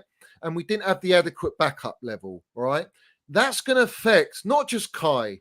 It affects every fucking player on the pitch and the balance. And it makes you, like when you're playing Alonso, bruv, on the left, fucking hell, bruv. You know what that's all about. You know, it's so Havertz inconsistent. still had the most big chances out of all of our attackers. All right, that season. bruv. He wasn't the 19 most of them. clinical. No one's disagreeing with that. But he's Not the still most. young, bruv. He's still Bruv, young. He's 22. Bruv, he's not 22. He's 23. And He's just also, turned 23. But I'm saying he was in that moment. He was 22 then. My thing he is this, Lewis. Just he be is a patient, bruv. £72 million You have to be patient, signing bruv. in his third Premier League season. He was our most expensive signing in history at a certain point. I am not hearing any more excuses about age, about poor positioning, Lukaku's our most about expensive. anything about that. Yes, I said at a point, not now, at a point. Yeah, because yeah, before yeah. Lukaku signed, he was. My point is, he needs to be more consistent. I need to at least understand what he brings to a football pitch because, again, on the ball, he doesn't offer anything.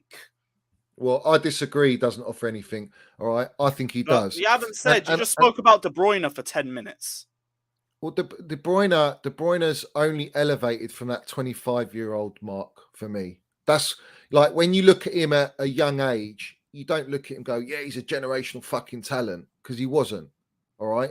He was getting a lot of heavy praise, especially after the 2013 preseason. Yeah, but you don't look at Salah and go, "Whoa!" At a young age, he was a generational fucking talent." All right. No, we didn't know too much about Salah. He just scored a lot against us when we played Basel, and that's why. Yeah, exactly. But this is my point. Like, they're great players now. They've developed. And we give them a chance. We have given Havertz chances. It's not the same. No, we haven't, because we're giving him a chance at a very young age. How much game time has he had last season? You need longevity. How much game time? He has had about 50, 70 times more game time than De Bruyne had in a Chelsea shirt. It's not the same. It's nowhere near the same. You cannot sit here and say we haven't given Havertz an opportunity. That is a lie. No. That is a straight lie. Lewis, it's not about opportunity. You see, our team is not built balanced like Manchester City that Kevin De Bruyne's gone into. And that's a fact. Yeah. Okay. You put Kai Havertz in Manchester City's team.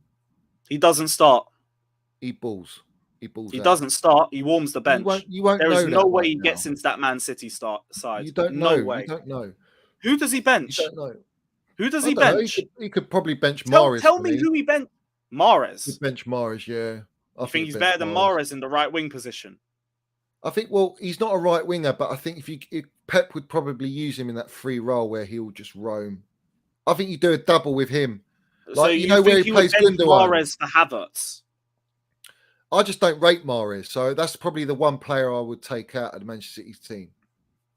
It's the only player I don't think anybody gets taken out for Kai Havertz personally. I really don't. Well, I think we'll never see that. But my point is, Bayern Munich want him, and we know how good Bayern Munich are. Yeah, and it's just because they see him in Muller's role, and he can go there and run Donter his way to some Bundesliga right. So my thing is this, right? All right. You ask for consistency.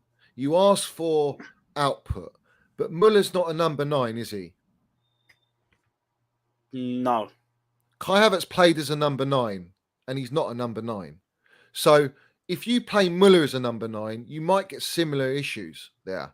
This is my thing. If you play Kai as that Muller role, all right, which I'm hoping Potter will find a way to do, all right, you will see how class Kai is.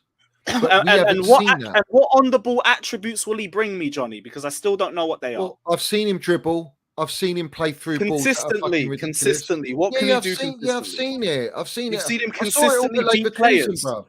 No, Chelsea. No, Leverkusen stats from 3 years ago. What consistently does he bring me at Chelsea? I think right now at Chelsea he brings you clutch. That's what he brings you. Consistency. Clutch isn't. No. Clutch? I just told you he's not consistent. All right. I told you that. I'm not disagreeing that he's not consistent. What attributes can he bring me consistently? Pulisic isn't And consistent, but consistency he can isn't an attribute, beat players. bruv. It's a Sterling deliverance. isn't consistent, but he can consistently beat players and make chances and all of that. He? Aubameyang isn't consistent, but he can get me goals. I know what attributes he can bring me. What attributes does Kai Havertz bring to the table? You're using consistency as an attribute when it's a fucking deliverance trait. It's the biggest attribute. It's the biggest attribute. It's a requirement. It's not an attribute. It's a requirement. That is because of how important that attribute is. Every player. It is a requirement. It is a requirement. It goes for any player, bro. And he is not Lewis, consistent. that goes for any player. If you're talking about attributes, if you're talking about actual things that he has been clinical, he has been clutch on the big stage. He has not been clinical. On the big stage, he has. What? Because he scored an open goal. My nan could have scored that. What open goals? A penalty, high pressure penalty. You having a laugh? After Asby took all the pressure off him, but fair. Yeah, like Mason Mount took the pressure off Georgie at the San Siro. Yeah. Did he? We can disregard that. Did he? What did he do? Yeah, he did. He got booked for it. Yeah, he got booked for having it out with Giroud because Giroud was trying to put Georgie. I was up in the gods in the away and I didn't see that. Did you not watch the replay? Yeah, so basically Georgie was getting lasers in his eye, and Giroud was fucking around with Georgie, trying to play mind games, and Mount pushed him away, saying, "Get the fuck away from Georgie." And the ref big ups to Mount. Fair enough. Yeah, and they booked him. But so we don't disregard that, discredit that, because Georgie got a bit of, back in there, fired him up, and he went and bagged it in. Credit to Georgie. Fucking great pressure penalty that at the San Siro. This is the thing, right? That pressure penalty, regardless of who it's against, Palmeiras were a horrible team to play against, yeah? And that's the way it is, bruv, right? And he bagged it. The Champions League final goal, you say it's an open goal, but his touch made it that open goal because he'd done, what's his name, Ederson, like a fucking kipper. All right, his touch was a bit heavy. He was lucky it bounced off Ederson personally. Well, either way, Ederson's fouling Kai or whatever. Mason Mount plays the perfect ball. It is what it is. But he scored it, and that's the bottom line. But that don't make him clinical. Well, that's pretty fucking clinical. No, clinical again. It requires the big word consistency.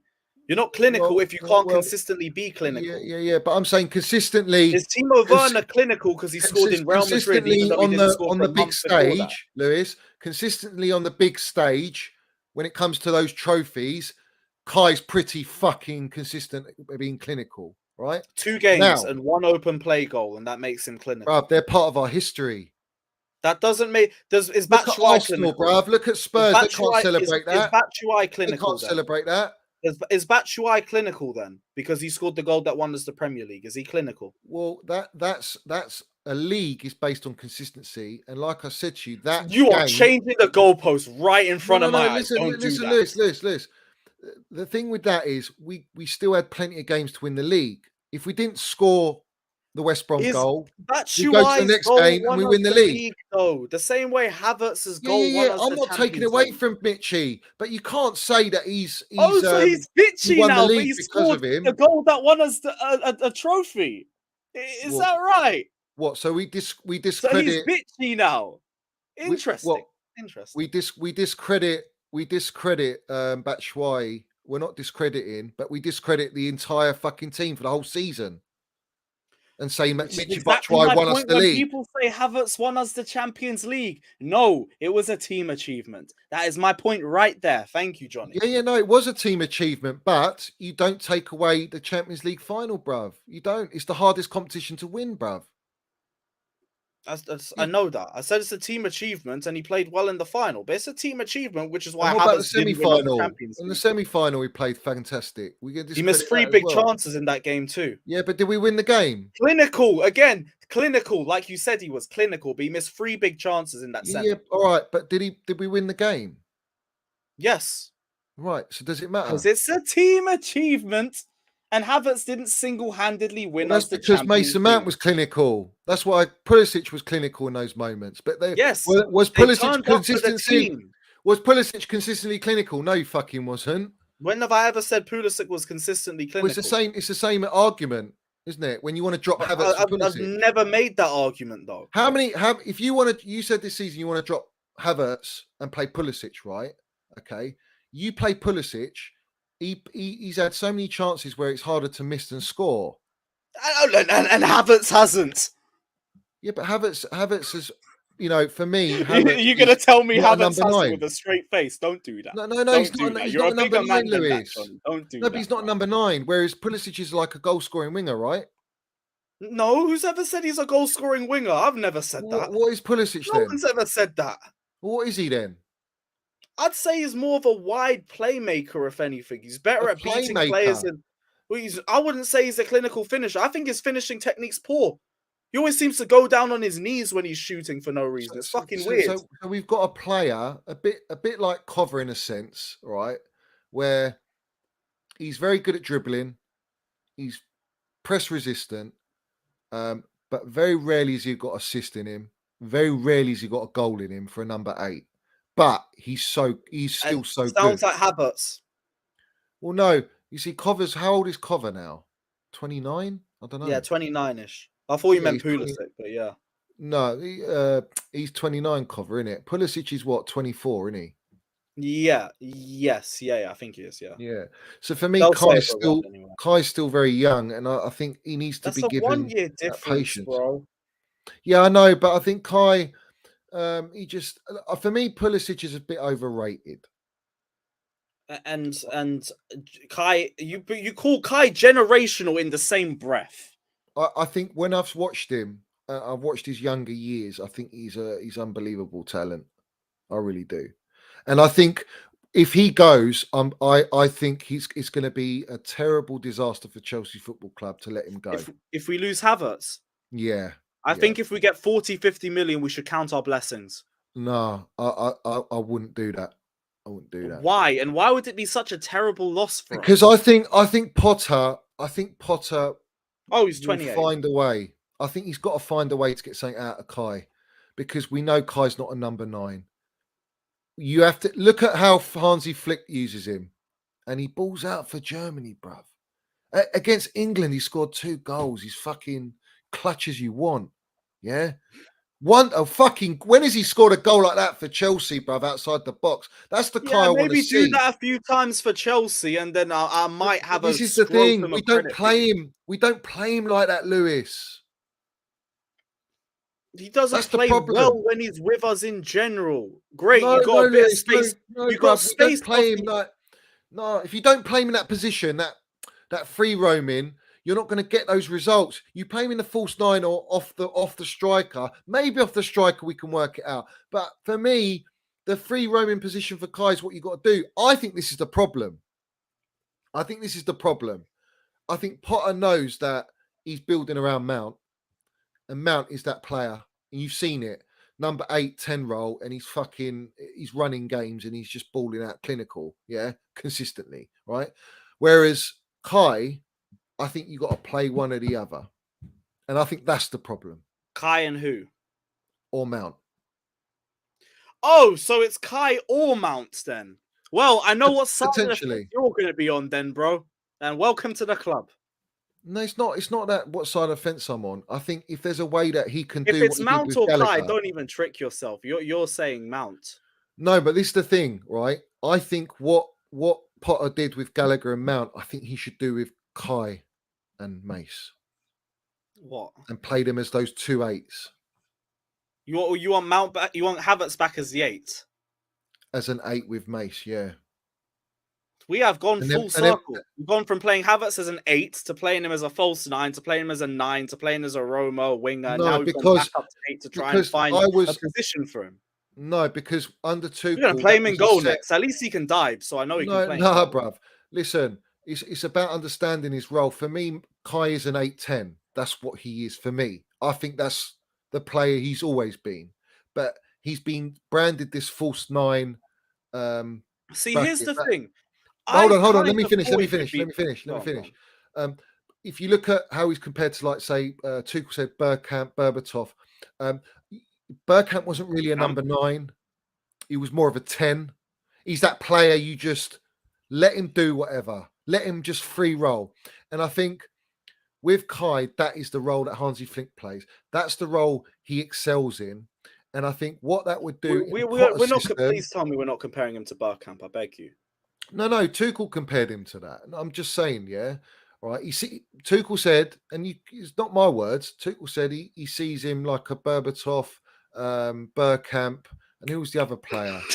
Yeah, I can't remember. You laugh, but I see it. Bro. You laugh, I see it. Yeah. No way he said Bergkamp, brother. He being real. Yeah, he did. He said Bergkamp. So he said Gallagher was like Kante, and then he said Havertz is like Bergkamp. Oh my god, you're being serious. No, he did say that. There's an interview with Hoddle, bruv. I'm not even joking, bruv. Fucking hell, bruv. You said Bergkamp. And I see it, yeah. Well, I'll give you an example, all right?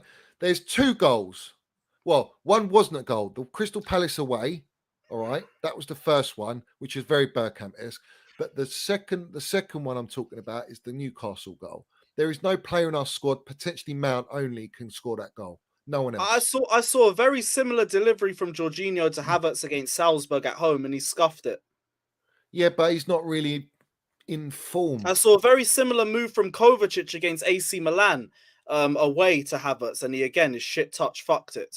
Yeah, all right, but it didn't fuck it against Newcastle, did it? Again, consistency. It would be nice, wouldn't it? Yeah, all right. We'll play him. We'll keep playing him then. But you don't want to play him, so where are you going to get consistency if you don't play him? At Bayern Munich, hopefully. Hopefully, right, so you want to sell him? That's your stance. You're not going to back him at all, yeah?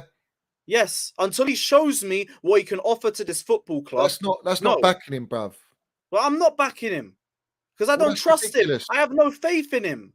That's ridiculous. I don't have any faith in this player, and you ask me to back him to this put is what I don't like with you, Lewis. This is what I don't like, bruv. Because I back Lukaku not wanting him, and I backed him all the way, even though I knew that he wasn't the right profile, even though I knew he was going to be a flop. Yeah, nobody likes to say it. He was our best striker still. No. You can say that all you want with your smile, yeah. If we had a better player up top, nobody would be talking. Lewis, this is my thing. Lukaku. Let me fucking say it, bruv, yeah? And let me land it how it is, right? Okay? You're telling me that you backed Lukaku after the interview and you're not backing Kai this season. That's your words. You're not backing Kai. But Kai has delivered you fucking trophies. And you're not willing to... You're just saying, I want consistency, but I want him benched. Look how you contradict yourself. Chelsea have delivered us trophies. It's ridiculous, Lewis. It's ridiculous. The reason why you can back a rat, but you can't back Kai. It's fucking ridiculous, bro. I stopped backing Lukaku. No. The reason why I backed Lukaku in spite of that was 2 reasons. Number one, we didn't know whether he was going to force his way out in the summer or not. And I was still going to back him in his first season. The same way I back everybody else is the same reason why. And the second reason was because, again, we didn't have any other options. If Havertz wasn't a bum up top, if Werner wasn't a bum up top, I wouldn't be asking for Lukaku to come back. But no, they were so mind-numbingly frustrating to watch, they made me want Lukaku back. Says more about them. Bruv, I'm shocked, mate, that you can back Lukaku, not back Kai. It's fucking disgraceful, mate. If I knew Lukaku was going to force his way out in the summer, I wouldn't have backed him either. But I didn't know that. So he ratted us on Sky Italia and you backed him all the way to the end. Because he was still a better forward than what we had. bruv, what? Where's And your he's still, loyalty? and the only Where's your time loyalty? I turned on him was when the season was over and we Yeah, got news from when we were selling him to Inter Milan, yeah? No, Yeah. no. Yeah, yeah, When yeah. DiMarzio came out, Conveniently. when DiMarzio came out and said Lukaku had been Yeah. speaking to the Inter director, managers, players ever since So it January. wasn't enough that he was Once talking to broadcasting on Sky Italia, mudding our manager and all his teammates. That wasn't enough. Saying he wants to go to Inter Milan after 3 months. That wasn't enough. The stuff he said about not fitting Tuchel's system and everything, I didn't care about. It was the Inter quotes that pissed me off. I didn't give a shit about what he said about the system. He didn't fit our system. So what? I was going to give him the time and see if he would get better and adapt or not, because it was his first season. Bruv, you know what? Yeah, like me, there's no fucking coming back for that. I told you there's no coming back. I told you he was get out the door, and you still backed him. And you're not backing Kai. It's poor, bruv. It's poor. Let me just read these. Let me read these super chats. Super minerals. I hate super chat. Super minerals, bruv.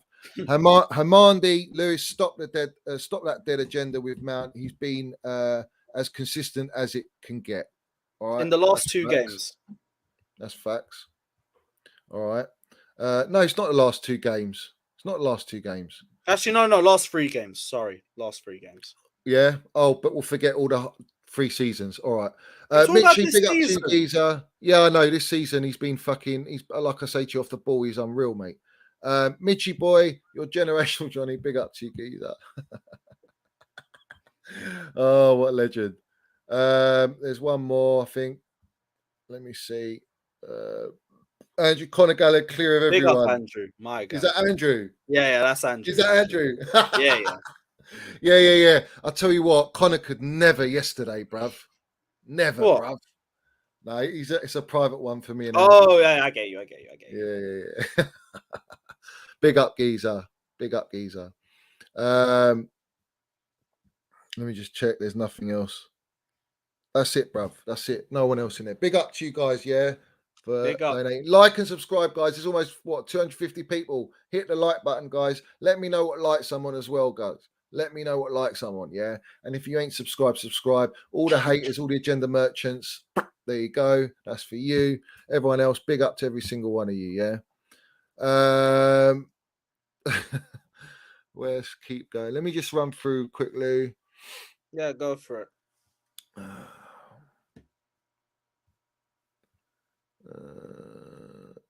Adam's in here as well. You're a bum, Andrew, bruv.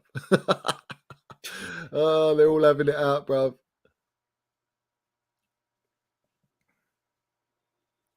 Is what it is, bruv. All right, so big up. I don't think I've missed anything else, yeah, when it comes to any super minerals, bruv. If I have, let me know.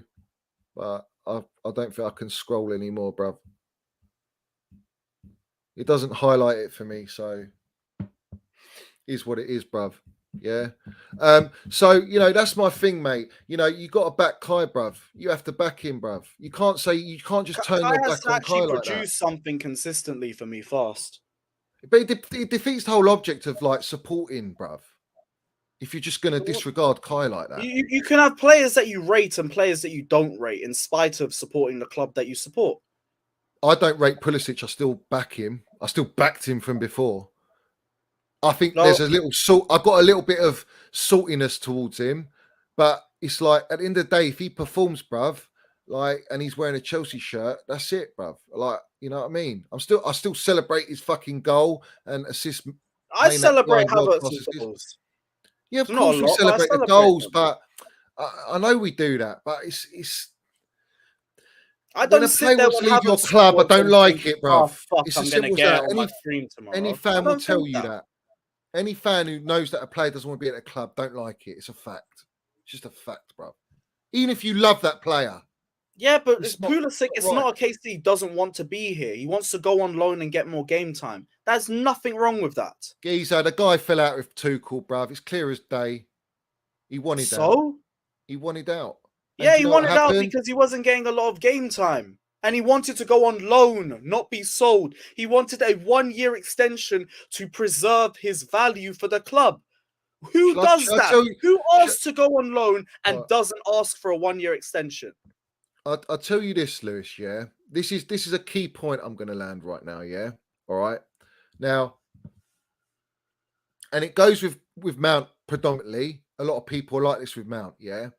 But generally with the consensus, this is a consensus. Yeah. Throughout the fan base. All right. Not with me, but I'm just talking in general. Yeah. Is Yeah. they only want to know you and praise you when you're doing well. But when players don't do well or they're not at the races, they want to fucking come at you a ton of bricks, bruv. And that defeats the whole object of supporting players and your club. It goes against it completely. And that's the way I see it. I don't see it any other way. You know? Well, I need to see more from The only thing I Havertz did with before the only thing I did with Lukaku, yeah, is I just didn't chant his name. All right. I celebrated the goals because it's Chelsea, yeah, but I didn't chant his name. I never booed him, not once. All right. Mm. And I couldn't stand him, bruv. All right. He's a bigger rat than I don't Courtois boo for me. Havertz. No, I'm not saying you boo. I'm just talking. I'm not saying you boo Havertz. I know you don't, but I'm just I saying celebrate his goals. it's I about praise him when he plays being well, but he doesn't play no, well. but it's about they only want something of you when you're doing well and you're bagging, right? But when you're not bagging, you're still doing well, but they don't see the other stuff and they just mud you regardless because they don't see the end product, right? As in Yeah, and I goals and assists. understand that when players come through phases of consistency and they're like Yeah, good, then but they're a bit what crap, and then they're good, what they're a bit players crap. apart Havertz from is nothing. They don't come up and then come back down like that. He ain't consistently inconsistent. He's just overall poor in most games. Then he'll have like one good game here and then disappear for another 15. my point is you've come on in, you said you're not backing Kai. Yeah. That's what you said. Okay. Okay, if it helps, I'll take that back. Like, okay, I'll back Havertz the same way I can back anyone else on the team, but I have no faith in him. I have no faith in him.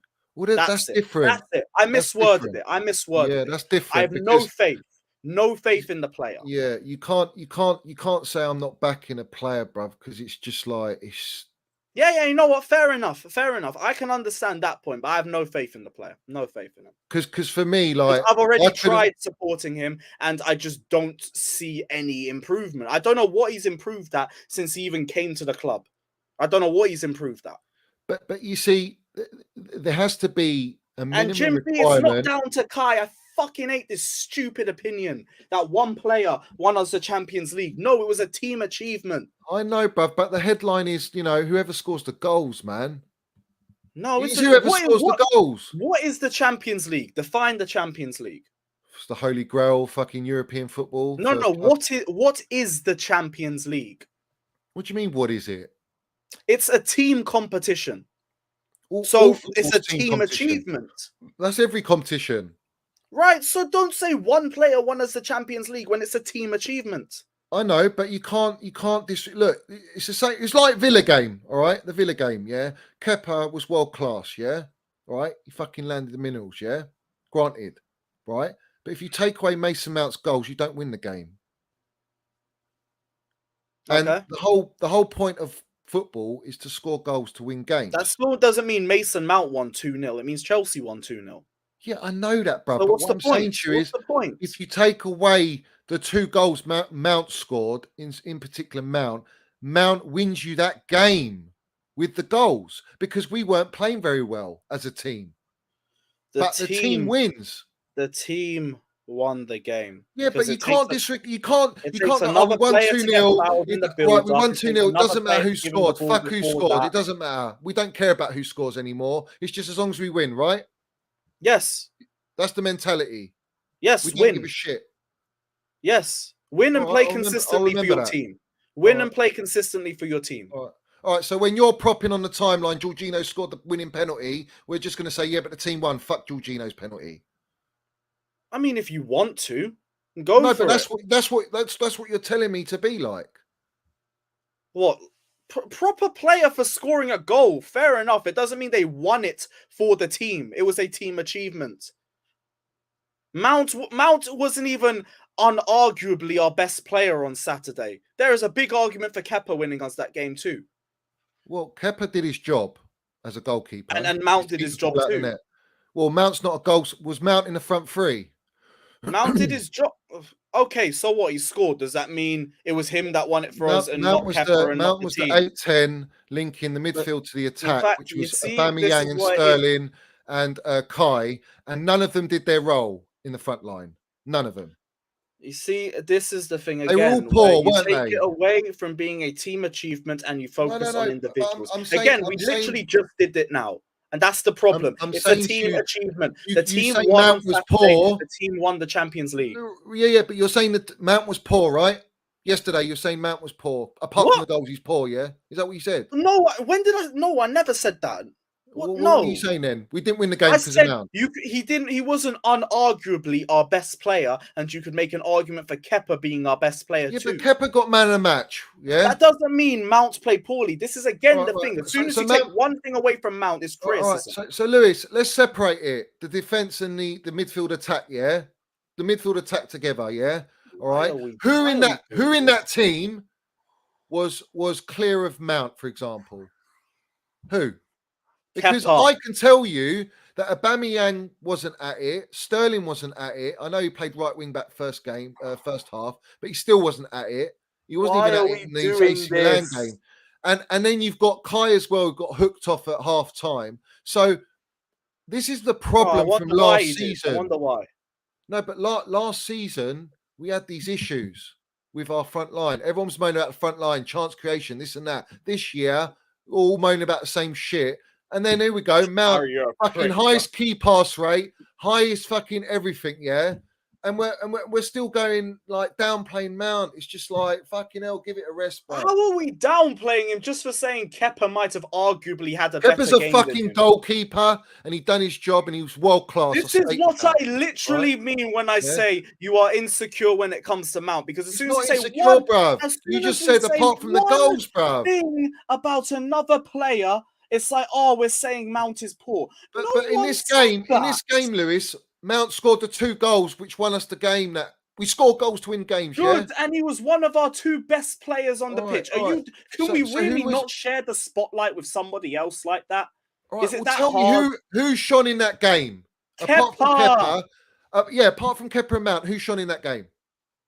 No one. Right, Nobody. there's your The fucking answer, substitute. bruv. The There's substitute. your answer, That's bruv. it. There's your answer. And It I was said very he was simple. one of the 2 best Yeah, players. yeah, What are yeah, you yeah, arguing yeah. about? Yeah, Mount What is are our you best arguing player. about, bro? Mount is our best player. Debatable. Very debatable. There's But no I debate, don't bruv. want the debate. I've gone through enough of the debate. It's been too much. Lewis, It's been too fucking much, bruv. Oh my Lewis life. don't want to debate, bruv. I've never heard it. Bruv, I can't believe I'm hearing it. it was bruv. Mount or Kepa who was one of our better players. I mean, who was one of our best players. Both of them. You can argue who you think was better, but both of them deserve the argument. All right, yeah. All right, we've got a minerals here. So it's team game. Why is Lewis single out players then? Well, there you Because go. if a player consistently plays poorly, it's consistently having an impact on the squad. It's a team achievement. Therefore, all the players need to be performing and doing their job. All right, well, how consistent was Kepa for the last 2 years? Fucking hell, bruv. He wasn't. But we're not talking about the last 2 years. We're talking about the last game. Yeah, all right. So Kepa, Mendy gets injured, Kepa comes in. If Mendy's not injured, he plays before when Potter comes in. Yeah. Yes. And it's just that Kepa's putting But in this... Mendy was absolutely terrible for most of this year, including the start of the season. I wouldn't say he was like... I think ball distribution, he was poor. I think he made that terrible mistake. What game was it, Lewis? Was it Leeds? Yeah, Leeds. Leeds. Yeah, I think that was similar to the West Ham one away at West Ham last season. There weren't just Leeds. There was Saints. There was West Ham. There was so many games. He's lost a lot of confidence, but we saw what Kepa's like with no confidence as well. Mm-hmm.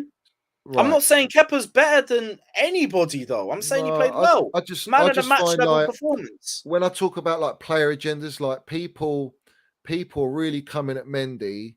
And it's all of a sudden from slandering Kepa, they're now praising Kepa. This is my thing with fans, right? They slander Kepa. Remember when I said on your show, Mendy's got to look over his shoulder?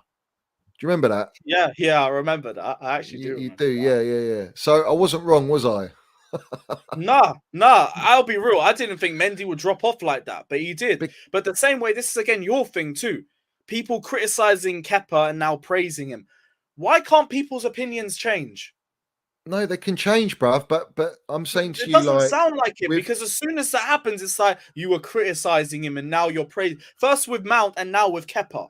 People what are with allowed to change their opinions, bro. I always thought, yeah, that there was a goalkeeper in Kepa. I've said it on your show many times before. I've always believed that Yeah, there's and fair play to a you. Fair talent play. in there, yeah.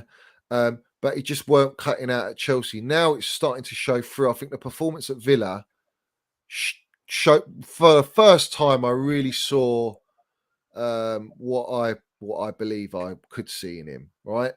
Which I don't see in Mendy. I think Mendy hasn't got that reaction like that quite technically, but he has got reaction saves in him. He's got a great shot stopper. He's great at set pieces and corners for me. I just don't think his ball distribution is good enough and as good as Kepa. And I don't think he's good enough on penalties as Kepa. All right. But so Kepa's got a strong suit there, but Kepa's also dodgy on corners. We saw him against Villa. He went for a punch and it wasn't very convincing, whereas Mendy would probably catch that. So you've got your pros and cons with them. All right. And that's why I think Potter will use both of them. But the amount of slander Kepa got, and everyone's praising him now, wait till he makes a mistake. All right. And I hope he doesn't. But I'm just saying, hypothetically, if Kepa goes and makes a mistake and we draw a game against whoever it is, yeah, or we lose a game, you watch how they turn on him and they go back to Mendy after hating on Mendy. And this is the problem. He's too wishy-washy, bruv. He's too wishy-washy. It's all this hide behind opinions can change, but it's like, fucking hell, it's only when it's convenient for me to change my opinion, I'll change it. It don't work like that. I can criticize, but I'll mask my criticism with hidden agenda. That's what the going rate is, you know. And this is my thing. I It's a can't fine speak on line. people who change their mind like that, but there's some people who give it a few games to see if they can be more consistent, and then they change their mind based on it. Some people need to take longer. It all depends on the person, but you can't. It's all speculation on that. Just because people were criticizing Kepa before doesn't mean they can't praise him now. Like, fact is, 2020 Kepa was dreadful. It was statistically one of the worst goalkeepers in Premier League history, let alone just in that one individual season. He deserved all that criticism. He's now coming back into form. He looks a lot more confident. He looks a bit more commanding. I've seen him be tested now like he was in the last game. And he deserves all the praise as a result of it. Now I think he's by far and away our number one because he's been tested. He's passed the test for me. Even if he has a mistake, I wouldn't necessarily say drop him. Like, I do believe people can have mistakes. It's when they're consistent mistakes and the form isn't improving. Like with Mendy. Mendy got to a point where he wasn't even commanding his box. He was making basic errors. He was poor at his near post. His handling was going down. Everything about him was going down, which is why people wanted Kepa to get a run, because like, this is as bad as the Kepa we were criticizing. So why are we not going to say give Kepa a run out? Because it can't be any worse. You give a Kepa a run, and the reason he got his opportunity is because Mendy was injured. And I think Potter's a bit having a fair approach to all the players. Well, he's having a fair approach. At the end of the day, if a goalkeeper's on form, then that's it, bruv. But with Mendy, we haven't seen Mendy under Potter yet, and we know Potter's very good psychologically wise with the players. Look how he's turned it around with Kepa, and certain players are not playing as much, but they're still delivering the goods. You know what I mean? But one thing, because I think this is also positive on Kepa's front, is that Potter massively prefers goalkeepers that can play out from the back. He got rid of Joey Ryan for Sanchez because Sanchez could play out the back and Ryan couldn't. So now with that same energy, like, Mendy will get given opportunities. But so will was Potter Tuchel. favour him? I'm not sure. But so did Tuchel. Tuchel wanted a ball playing centre goalkeeper. Yeah, and at the start, here's the thing: but he didn't trust Kepa. Because the first 2 to 3 months, and this is fair play to Mendy, he was actually good playing out the back. And then as soon as the season was finished, we won the Champions League and everything, we came back for the new season, it just disappeared again. And we haven't seen any bit of that distribution ever since. The only time I see Mendy good, though, was the first 2-3 months under Tuchel. there was actually really good at playing out the back, but we just haven't seen that player. I think Mendy's still got a great opportunity. I think he will get his opportunity. And I Yeah, think he will, but I don't know if when he plays, we'll see. Maybe whether it's Carabao Cup or not, he's going to play a game. He's going to play a game. And once he's fit, and maybe this will give him the fire in the belly to put in a blockbuster performance. And you have to go, well, we've got two great goalkeepers on form right now.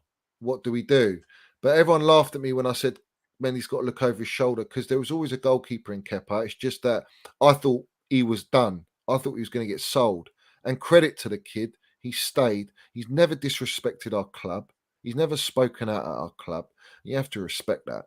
You know, Oh yeah, and all credit to Kepa, bruv. Kepa could Yeah. have, if Kepa really wanted to leave, he could have forced a move and got a cheaper wage and everything, and gone to another club. He wanted to stay and he wanted to try and find a way back into the squad. And you know what? Fair play to him. My thing with is I've seen Mendy reach a level that I haven't seen Kepa reach. Like Kepa was never going near that Lev Yashin award, for example, or coming close to those sorts of acclaims. So I didn't think like Kepa could even get close to being back to his best, let alone reaching that standard Mendy's reach. But Mendy's dropped so far, he's allowed Kepa to come back into it, and he's taken his opportunity. All I can say is just keep going. This is my point though with the fan base, is that no one trusts Kepa. All of a sudden, yeah, Kepa's number one. Fuck Mendy off. Yeah, Kepa might have an issue, and then they're going to flip. They're just flip floppers. I can't stand that shit. I can't stand platforms that feed into the narratives that the media talk about us. Yeah. All right, I hate that shit with a passion. All right. We're talking about the Nini Geezer, Rory Jennings, all these guys, bruv, that come out and put pressure, digging at Thomas Tuchel when we were going through that period, then calling him out, Rory Jennings calling him out, and all this stuff. Yeah. When this is my point I'm making, right? When you have a platform, you have a responsibility in what you say and how you push your opinions out, your message, what you believe, yeah. And those following, not all agree with you. Some will probably disagree with you, yeah. But it sponsors what's been put out by the ringleaders, who are, let's have it right, against Chelsea. No Who's the one's against ringleaders? no one's with Chelsea. The ringleaders are mainly the brown envelopes, all the journos and all that, who force feed this shit. You got your Sky Sports, your Talk Sports, and all these. Look at Goldbridge now, and Rory Jennings on Sky on Talk Sport. That tells you everything you need to know. Yeah, all right. That they get to a certain point, and it's not about Chelsea. Their interest is not about Chelsea. It's about them and pushing out the message that they've been given. All right. Then you get the other platforms beneath them that trickle down with large platforms on the YouTubes and all that, and they push out a similar narrative. And they do it more discreetly, but it's still out there. Let's question his decision there. Why is he not doing this? Why is he not doing that? Instead of backing the gaffer to look at it from his point of view. Where is that stuff? And you got DRs and all that. I know you go on that shit, yeah. But this guy is there. It's clickbait. It's fucking. It's nothing there to prop our club with. And I mean, this it's a is my thing, neutral Lou. channel. Like, they're not going to just prop anybody. I don't think they prop any club. Well, this is even worse. Being Arsenal, isn't it? They don't even prop Arsenal. Do you know what I mean? But it's not an Arsenal channel. It's a football channel. All right, but you get all the regulars in it.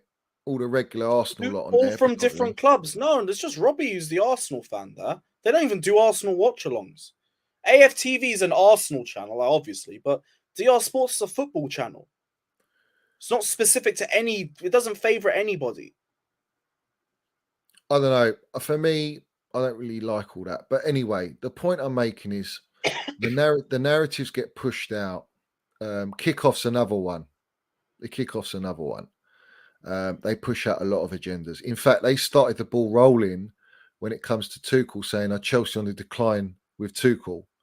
And that was about 3 weeks or 2 weeks before the shit started getting heavy. What, before he got sacked? Yeah. Yeah. But I mean, the way we were playing, it was kind of understandable. What do you mean? Like, I understand why people were questioning Tuchel at that point. I still backed him, even though, like, I was I know kind of you like, backed Tuchel, you him. need to get a I know bit, you you need backed to be a him. bit better.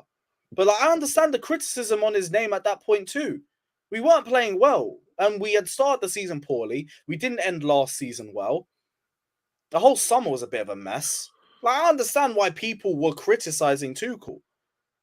What? How can you Like, it was a criticize a fair manager debate. that's but how can you criticize a manager that's not fucking? He's never built his team under Chelsea.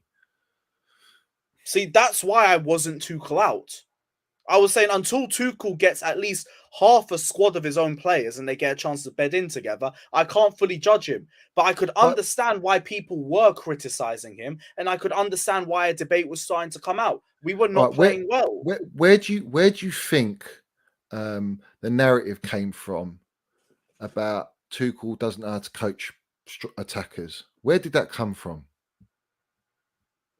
I don't know, sections of the fan base because they didn't see Yeah. improvements in a lot of our attackers. That's From what what I'd guess it was from. from what platforms? I don't know specific, it's opinions. They could have just come from I do anywhere. know specifics, and this is my point: is that those How do you specific know the platforms? specifics? Well, because I've heard the shit, From who, where, I've seen the names? shit. Well, Nini's Who? one of them. That Nini fella's one of them.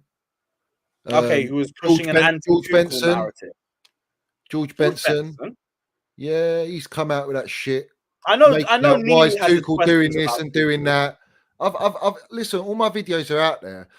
He went on Talk Sport, the geezer. Never mentioned Tuchel's injuries, COVID. He never mentioned the sanctions. Never mentioned any of the issues. But he went straight into, I don't know whether you could go and watch the video. It is what it He is. doesn't know whether And Rory, Tuchel's the and right Rory's manager another for a one. long time. And Rory's another one. A But clear, don't you clear just one. think that like they're just their opinions? Like whether you agree or disagree, it's just their opinions. No, because that set a tone in the fan base. That set a tone where people were starting to question Tuchel's coaching. But that's the way it always is. It just takes one person to ask a question, and then a Yeah, few yeah, people yeah. are now starting But, to ask the question. It's the way but it goes. it all builds up, and this is the That thing. doesn't mean that doesn't mean they had this agenda to get Tuchel out of the club. They're just speaking their opinions, and people are listening to their side Oh and yeah, and Matisse making as their well. own Yeah, justification. Chelsea, blue. But these You're right, weren't and Tuchel Matisse, out. bruv. The agenda was there, bruv. You didn't see that? You didn't see it? I saw him criticize Tuchel, but again, criticism Uh, is fair. yeah, it's the timing, bruv. No, but it's the timing, bruv. When What? did Because when we're did playing anyone poorly. criticize him last year? Not really. No, That they was his didn't, did first, they? but that was his No. first full season with the squad. I understood Oh, that. okay. So why? What? Without buying any players? All the more reason why I understood why not a lot of people were talking about it then. All right, but it's all right to do it the first 5 seasons after the transfer window, yeah. I mean, that's more because the way we were playing had translated into next season and we still weren't performing well. Yeah, Like, I understand why the question was starting to come but they'll, around at that they'll point. push they'll push the narrative that It he's was made the his second signings. full season. Even Yeah, from a but lot of rival fans, the question was, this is Tuchel's second full season with the squad. I have to see improvements. You can't be in another top four race, all this sorts of stuff. It was becoming an opinion, not just from Chelsea fans, fans in general. yeah, but it's the fans in general that are part of the campaign, bruv. They feed into that from the main media. Yeah, I'm talking about us That Chelsea doesn't make fans. them part of a campaign. Having an opinion doesn't mean you're Well, part of something. no, but if you buy into that narrative, then you're buying into the No, campaign, aren't it's an you? opinion. And you No, but can't you're hold buying into the. people No, you're accountable for buying like into it, dragging or the you're club down or repeating it, something for just having an opinion. or you're repeating it. You're resending the message.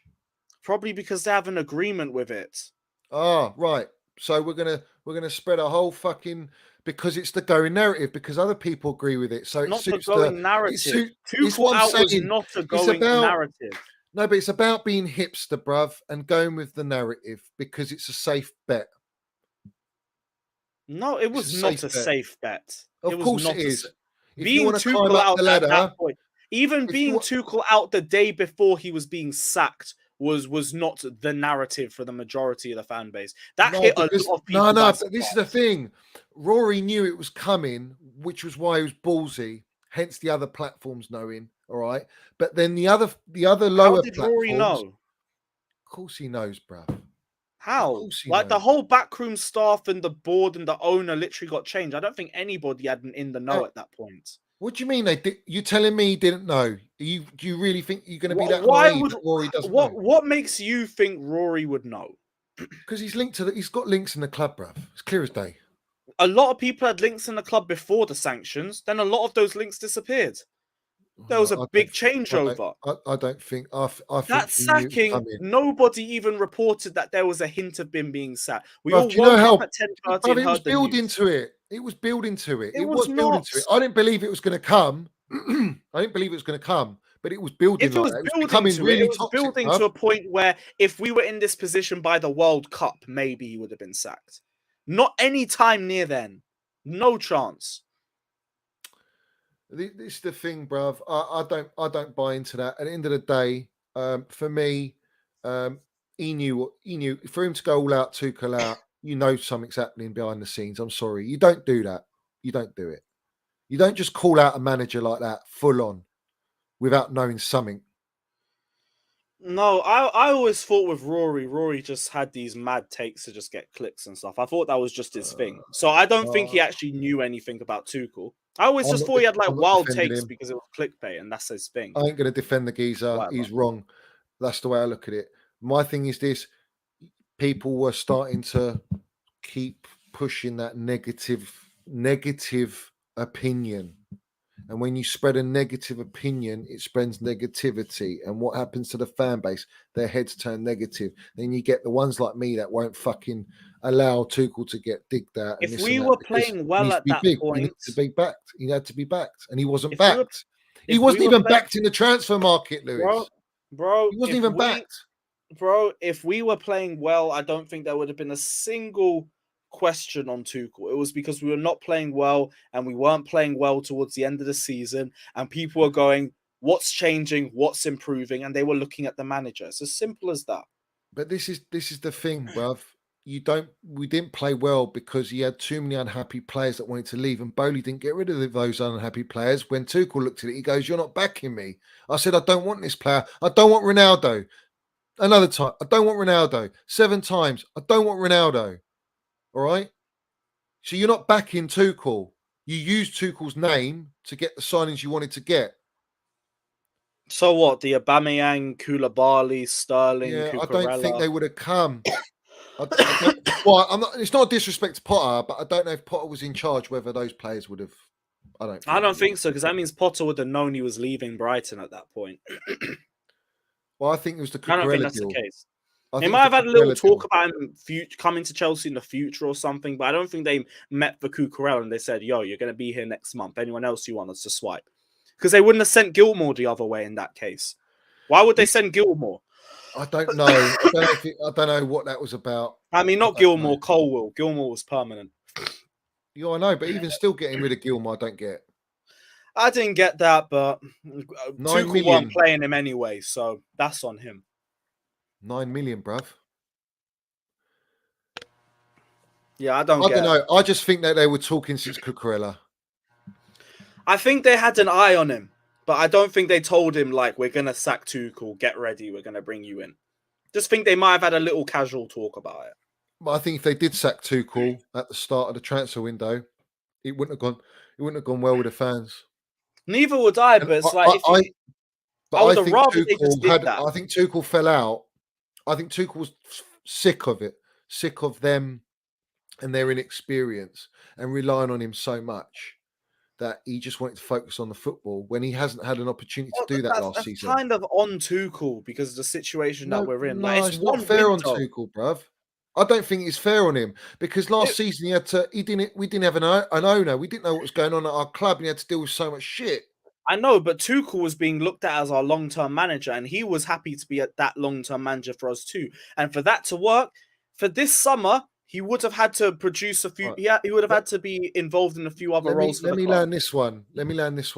All right. When the owners came in, they knew how much the fans loved Tuchel, correct? Everyone knew how Yeah. much we loved Tuchel, how much we wanted him to be back. Yeah, Yeah. right. But as the season was going on, this is where it brings me to the platforms and the media planting the seed to put pressure on Thomas Tuchel. All right. A pressure that's not fucking warranted after everything he went through. As a human being, it's not warranted, bro. After what he's achieved at our club, it's not warranted. This is what happens. And I think the new owners took advantage of that moment in time and that narrative being put out by all the platforms and in the media to go, we've got the fan base split up here. Some of them are questioning him, some of them don't. We want the ones that are questioning it on our side. So when we do sack him and we bring in a manager, at least it's not the whole fan base wants Tuchel. All right. I That's what don't was get that that's because what the was vast, for me, the way I see it, that was how it's constructed. And you but then can't that be would make naive about the that club would, pulling bro. strings. You can't. You can't be The naive. hole in that is that would have sorry, that would have worked if there was something even close to a 50-50 split on Tuchel in or out. There wasn't. The vast No, majority that's the was thing, still Lewis. Tuchel in.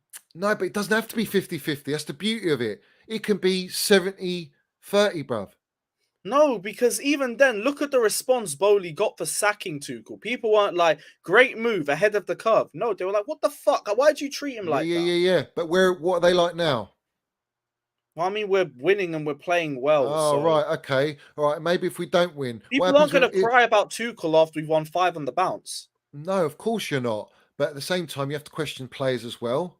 All right. You have to question, do players knew what was going on? All right. Which is possible. Yeah.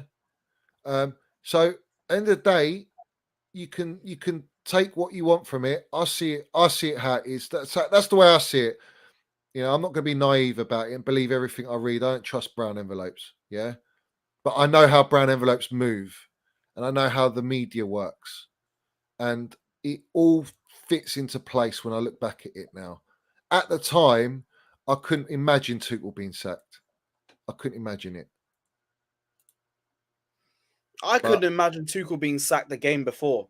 Like it caught everyone by surprise, but that's why I don't think they were waiting for the fan base to turn. If they did, they would have kept Tuchel in charge because we weren't playing well. And it would have happened naturally if we didn't improve. And at that point, if they sacked Tuchel then, they would have had a lot more support from the fan base. They could have hung Tuchel out to dry this season and just been like, fuck the season off. As long as we can get Tuchel out by the end of it, we're all good.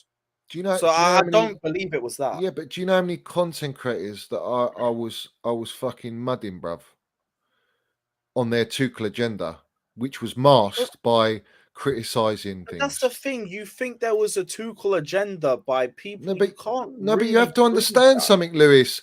If they go, if the narrative is starting to question Tuchel and they're not questioning Tuchel, what does that make them look like? I don't know what, ahead of the curve. No, against the grain, mate. Yeah. Okay. But yeah. Yeah.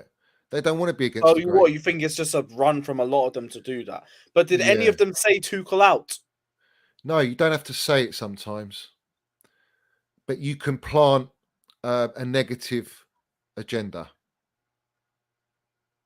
But everything are was they negative, trying to bro. plant it, or are they just saying the thoughts that are in their head at the time? Both.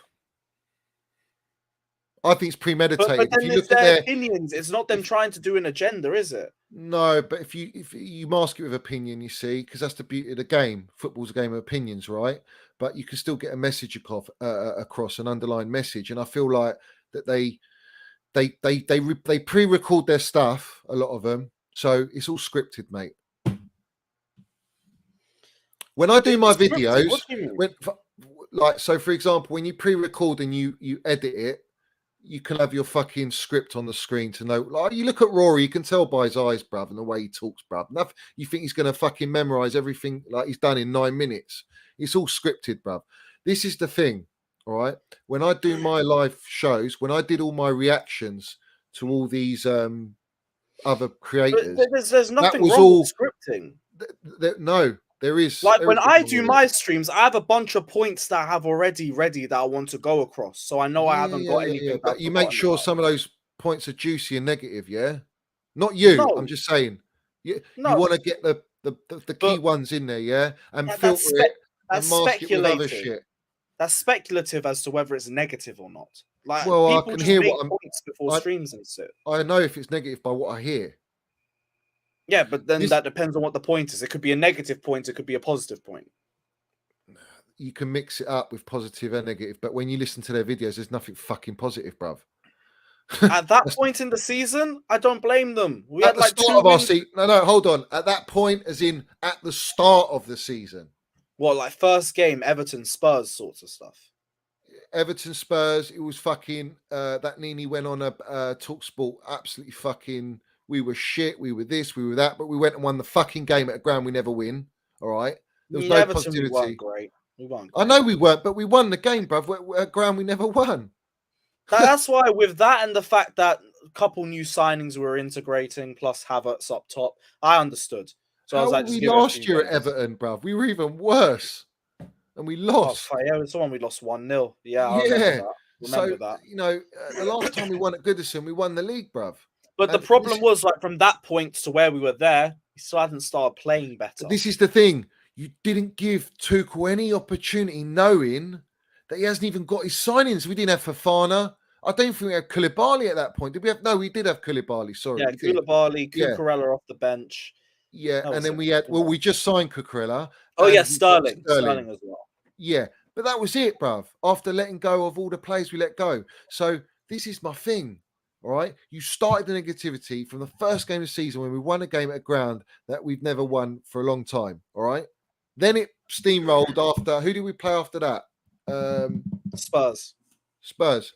We got robbed, Yeah. didn't we? We got robbed Yeah. there. Yeah. We outplayed them. No, there was no talk about Spurs after the Spurs game because we No, went and everyone lost. played well in that game. There was Yeah, no negatives yeah, you could come out with yeah, that. yeah. And then after that, was it Leeds after that?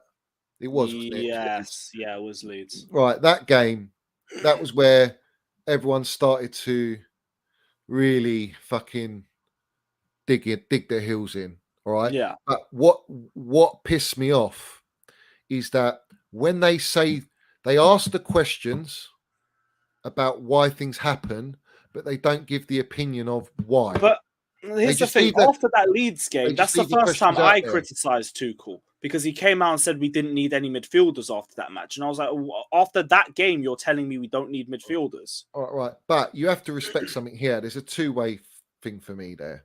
All right. The first thing is Tuchel is protecting the club from getting robbed. If he broadcasts we're after a midfielder, whatever midfielder we're going for, who's going to be of quality, they're going to, because let's have it right, Ben Jacobs, Matt Laws, Simon Johnson's, all the brown envelopes, they broadcasted we got 300 million. I don't think that would have even been the case, because I think Premier League clubs, in my opinion, play a premium anyway because of the amount of money that's in the league in terms of TV deals and all that sort of stuff. We're the richest league in the world. So that means a lot of the Premier League clubs have that money and they can pay a premium price as a result of that. When have you ever heard a manager, because I haven't, come out and go, we need a midfielder? I think it has happened, but I can't give you any right. You can't even remember because it doesn't happen. It just doesn't. No manager goes out and goes, you know what? Yeah, fair enough. Right. So if he says we don't need a midfielder, this is my point where the content creators, the media, they all twist it, bruv, and it turns it into the gaffer doesn't know what he's doing, right? And then we flip it even more. Hold on, we flip it even more to the Leeds game because I remember this game fucking perfectly. All right. Yeah. We didn't have Kante and we didn't have Kovacic. We only had Jorginho. We only had Loftus-Cheek. We only had Gallagher in the midfield, right? But we couldn't play Asby or Chalobah because they weren't match fit. So we had to play Reece James right centre back, and we had to play Loftus-Cheek right wing back, and play Gallagher in a double six where we know it was his first game and he couldn't handle it, right? And Loftus-Cheek is not a right wing back, but we know he can put in a shift now and again. Then you disjoint. You exposed Jorginho in that game where they all came at Jorginho saying he's got no recovery, he's got no this and that. When Gallagher was leaving him for dead, all right, in the midfield, and then you've got no connection between your midfield and your attack.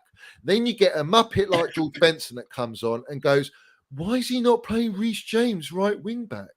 Why is he playing this player here? And all these content creators come out of all this shit, right? And it puts pressure on Tuchel. But in reality, what option did Thomas Tuchel have in that moment in time? And not to mention, he had Koulibaly sent off in that game as well, and all this stuff. So this is my point, bruv. You can set a narrative instead of backing your team, and if you're backing Tuchel and the manager, you would have looked at it from his point of view and gone, I get why he put Gallagher there because he couldn't play. He probably would have played Loftus-Cheek, but he needed a right wing back cover because he didn't think Asby would deal with their pressing because Leeds were relentless pressing, and we had to sacrifice Reece being a right wing back, right centre back to deal with their attack because you had Rodrigo there. These are the facts, but I didn't hear any of that come out of Nini, Rory Jennings, George Benson, Matisse, Eunice, all these guys. Fuck all. None of that. Does that mean that they had an agenda against Tuchel then? It's showing that they're going with a narrative that suits what's the current motion, and or it tells me they've got no fucking ball like you. I think, and they're big content creators. They must have some ball like you, bruv. I think you make a fair point about the lineup and maybe why he was put in the positions that he was put in, and I get that. In terms of whether they noticed that or not, like, I don't know if it means that they have an agenda against Tuchel. People are angry after a result like that, and they're not going to be thinking straight or anything. They're just going to be venting. So I understand just not really thinking logically too much on that regard, but I don't know if that means that they were necessarily having a Tuchel agenda. My personal thing with Tuchel was the stuff he said about the midfielders, because we clearly were not looking for one until after the Southampton game, because I remember us hearing that we were going to sort out our defense first, then we were going to move to our forward line, and we were going to do the midfield last. And that's exactly the way we moved in that window. And then after the Southampton game, we heard that the board were going to overrule Tuchel and they were just going to bring a midfielder in because they could clearly see that we were struggling in that regard. And we went and panic bought Zakaria. We went from right. So hear me out. him doing a medical in an hour. Well, this is the thing, Lewis, right? You said, oh, I don't understand why. I said, we squashed that. No manager comes out and says, I need a midfielder. All right. So that's the reason there. But I get that. Right? But like, he clearly didn't want a midfielder anyway. He was clearly happy with what we had. No, he wasn't. No, he wasn't. We never even looked at midfielders. He wanted the player that he couldn't get, which was Declan Rice. Yeah. But we weren't going to pay the money. That's the first one. The second player he did want was Frankie de Jong. De Jong, I don't know whether De Jong was board or player or manager. I can't tell at this point. He actually wanted him. But if we're that desperate for a midfielder, there would have been other options. Like after Ronaldo, we started looking at Aubameyang and all sorts as an example. Ronaldo was never an option. That was the brown envelopes testing the waters. Then the brown envelopes. I think Tuchel came out and said no, but as in like we were looking for a striker, and there were multiple options that we were looking at. In terms of midfield, I saw us get linked with Matthias Nunes once, and that was it. Yeah, but look at the tactic of that. You've let go of Werner, haven't you? Yeah. You've let go of Lukaku, so it makes sense you're bringing in a striker. Logic. It makes sense to bring in a midfielder anyway. Right. Yeah, we rely on two of our best midfielders. But does it though? But does it if you've got Kante, Kovacic, Jorginho, who are all starters? But Kante and Kovacic have no availability. Right. It was match day 2 and they were already out. We didn't know that at the start of the season. We all knew that. Anyone who thought that they were going to stay fit through the season was deluding themselves. I think just based off their injury record, there's no way. I know. I said to you that's why we keep Billy Gilmore last year. Remember, I said to you, but instead of letting him it made getting rid of him this year even more baffling. Yeah. But I was like, you get rid of your only DM replacement for Jorginho when we already are struggling on the midfield front. But look at the brown envelopes, bruv. Can I explain something about brown envelopes? How they tried to blame Tchouaméni on Tuchel, right? When the club were tracking Saul for fucking years and they went and took their opportunity to loan him, that wasn't a Tuchel signing. Lukaku was not a Tuchel signing, right? Yeah. So they blame Tchouaméni, us not signing Tchouaméni. They chose the board let's have it right. Not Tuchel chose Seoul. Oh yeah, and the old Instead of regime were Tchouaméni. also a major reason as to where we are now. No Tchouaméni, Right. Yeah. Lukaku when Tuchel didn't ask for him, Yeah. Christensen, Rudiger spending 100 million on defenders because they didn't re-sign them on favourable contracts. Yes, the Kante Jorginho situation that we're in right now because of them too. So yeah, the old regime hold a lot of the blame for it. I completely agree on that. Fair enough. That's the way I look at it, bruv. I don't trust them. I've seen with my own eyes, my followers, my people on this channel, they all know. They all seen how it's been. We never bid for Kunde, bruv. Yeah. But Fabrizio broadcasted it. We were Didn't the flying old over with a regime have pigeon. talks with him in London though? Bruv. Because he was in Anyway. London, same time Dembele was in. Yeah. It's perfect. Why do you think these things go on social media? To set a narrative. No, but the players posted it, or was it their wives on Instagram? No, it wasn't. I don't know. Wasn't.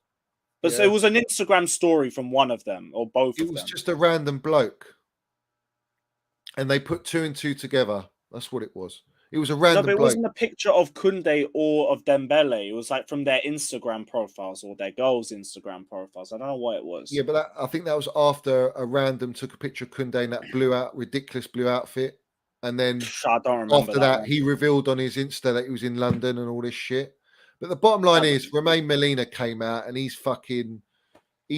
all hate him because he exposes a lot of people. But anyway, he basically said that George Mendes was the one that constructed the media to get Sevilla a better deal from Barcelona because Barcelona didn't have the money to pay, and they ended up paying more than what we so-called did. Mendes signing. What's that? Is Kunde a George Mendes signing? I mean, not signing. Mendes was behind the scenes, engineering it. Oh, okay. Yeah. I didn't. But the thing is, they said we bid close to 70 million when they only paid 55 million euros. So they're expecting us to believe, after waiting 2 days of sending the paperworks and the medical being booked, that Sevilla accepted 55 million instead of 70 million from us. No one does that, bruv. No one. Yeah, but like I think no one really held Tuchel to blame for the whole Kunde situation. No, because Kunde, he never wanted Kunde. Yeah, so like no one really holds that against him or nothing. But this is the brown envelopes, because they actually initially reported that Tuchel doesn't favour Kunde. Then they brought it all in, and Matt Law, Simon, all these guys, Liam Tannis, they all got mudded, bruv. Because their actual initial story back for Kunde because Delict fell through. Yeah. But he never or wanted Ake, Kunde. or both. Yeah, exactly. So they're all over the gaff, bruv. Yeah, let's have it right. They're all over the gaff. But my point is, it's the agendas, bruv. The message on the channel is, it's not about pushing. We have to support our players, bruv, through thick and thin. Because at the end of the day, they're wearing our shirt and we're going to watch them at games. And we have a platform to, you know what I mean, make sure that we can stop that negativity that's outside, outside of Chelsea, but also within Chelsea. That's what I do here, and that's what this whole thing today is really about, and how people are, that thing with the linesman about Mason Mount's goal being offside, and they're all celebrating it being offside. And I know it's Twitter. Did you not hear about that? No. Offside or offside? That was the was it the AC Milan game? I think it was the disallowed goal. Yeah, the Aubameyang 1-2. Yeah, I was fuming with that. That was such a sweet goal. Offside. Yeah, I remember that. Yeah, so they were all celebrating that it was offside. On the time, yeah. I'm not surprised. Well, this is the thing. This is why when you say to me, why do I defend Mount and that, I defend all of my players, but he gets the most hate, bruv. Have you ever heard anyone celebrating a disallowed goal, for fuck's sake, for your club? Debatable. Well, I think a lot of players get hate specifically. I'll be right. I just Yeah. think you focus on Mason Mount the most out of all of them. Well, he gets the most hate. If it meant he Again, wasn't getting debatable. hate Like, and I I could could easily enjoy, say I think Jorginho gets similar, maybe more. no, You can make an argument. no, I I don't don't want to think go he back gets as and forth much. over who gets the most hate, but you could make an argument for Jorginho as well. It's funny enough. It's the Jorginho stands that fucking hate on Mason Mount. A lot of them. Jorginho, Mount, Havertz, Pulisic, Cho, all their stands are just all a mess. This is the beauty with me. I've got people on my account. They go, "I've never known a Mount stan." That's what they call. I'm not a Mount stan, but they go, "I've never known a Mount stan to back fucking Johnny, you're a Jorginho Mount and stan. Havertz." You're a Mount stan. No. But You are the a point Mount is, stan. they're saying, "I've Sprinkled with never a bit of known." Havertz. It's not that. It's I've never known a fan to rep Mount and Havertz and a Jorginho. They haven't seen that. It's like a rare breed, bruv. Yeah, it's called Minerals FC, bruv. We back our players, bruv. We back our players. That's it. That's the narrative here. But Pulisic? Pulisic, listen, when he's playing and that, if he's performing, yeah, but is this his fourth season with us? But this is the same thing I say about Havertz. If he Yeah, was but performing, I'd be backing Havertz is him. in his third season. Pulisic, They've both been here long enough. apart from Lampard's that patch where he helped us Yeah. get to the top four, I've never seen that Pulisic back. And other than that little patch before the Champions League final, I haven't seen anything from Havertz. I think with And they've Havertz, both though, been here long enough. well, I think Pulisic has been here longer than Havertz. I think I know, Havertz but like is both of them have been here enough. Both of them, even if one's been look, here a I'm year still longer backing than the him. other. I'm still well, obviously I back Kai all the way. I'm still backing Pulisic, but I just feel that You need to see him perform. it's not only that. I need to see his commitment. I'm sick of his moaning. I'm sick of his dad going on Twitter. I'm sick of the American fans. Like, it's like he comes with so much baggage, bruv. And his performances don't justify it. Same thing with Havertz. No, because for me, Except, Kai to be honest, Havertz hasn't gets, really spoken as much. Kai Havertz doesn't speak at all. When does he talk? All he's talking about is how much he loves the club, and he wants to do greater things. And But this is my thing with Havertz, because we either sell next season or we re-sign him. well, that's the decision for Potter to make with Bowley, right? So to me, it's like in this fall, because you re-sign him, you also re-sign him to a bumper new contract as well with added bonuses and higher wages, and he hasn't played anywhere like that. Like the same feeling you have to Pulisic is the same feeling I have towards Havertz. If you can perform well consistently, then my faith in you will go back up. I have not seen it. The thing is, I think Pulisic's time's run out, whereas Havertz hasn't. He's got this season. I think Pulisic has had more than enough time. So has Pulisic, though. He's got this season too. I don't think he he's does. still here. He has it, yeah, because he's here. But I think I don't think there's a future here. I think he's set out that he wants to move on. No, because then he wouldn't ask to go on loan with a 1-year extension to his contract. He would just ask to go on loan. I'll tell you why I did the 1-year extension. It's called business. It helps Chelsea Football Club. You scratch my back, I'll scratch yours. But when is a player willing to do that unless they have a vested interest in playing for Chelsea regularly? Because Tuchel at that time said, I don't want him in my squad. Right, so wouldn't that be all the more reason for him to just want to go? No, he wanted to go, prove himself, come back to Chelsea and play more regularly for us. If he'd gone, there was no way he's coming back to Chelsea because Tuchel would be there. What makes you think that? And even then, Tuchel wouldn't have been there. He's not there. Well, now he's not, and now Pulisic stays because Bowley blocked the move. But even then, it's a case of like, why would you make that guess? Because it's not a guess. It's not a guess. How's it a guess? And if Pulisic went off and he performed well at wherever he went, I don't know where he would have gone. But if he had a good enough season there, he would have come back and he would have been a different player. And he would have been given more opportunities. He would have had more hype behind him. People would have been like, so we're going to wait till he's 25. You're going to wait till 25, but you said you'll sell Havertz now, who's 20, just turned 23. There's a 1-year difference between the players, and they're both going to be here till the end of the season. If We'll see, Pulisic but doesn't perform, I want him gone just as much as I want Havertz gone. Havertz has been playing more. Havertz has had more opportunities, and he has been more disappointing. do you know why Havertz has had more opportunity? Because he's more trusted. He gives more to the team. Pulisic is so He poor off the doesn't. ball, He geezer. doesn't. I don't know what Lewis, Havertz you brings to the can team. Lewis, you can't tell me Pulisic's work rate's better than Kai because it ain't. It ain't. He's nowhere Great near it. on the ball, they're just the same. No, I don't think they are. I think Pulisic he falls down All a it lot. means is Havertz is more of an athlete than Pulisic is. I backed Pulisic when he first signed. You can get after his first anybody in the season, shed end and they'll go and run for 90 minutes after because the they would first dream of playing for this season, shirt. up to the second season, I was having arguments with so many people about Pulisic. You got to trust in this kid. He's like best dribbler since Hazard. Fucking everything, yeah. And now look at me now. What have we heard about Havertz? Generational, the next Lampard, the next Ozil, the next Zidane. I've never said he's the next Ozil and No, this is what we were Lampard. hearing when he joined us. The amount of bullshit. No, but I believe he's a generational talent, and no one can see it yet. But like I say, I see things in Mason Mount. I called Reece James world class fucking way before anyone.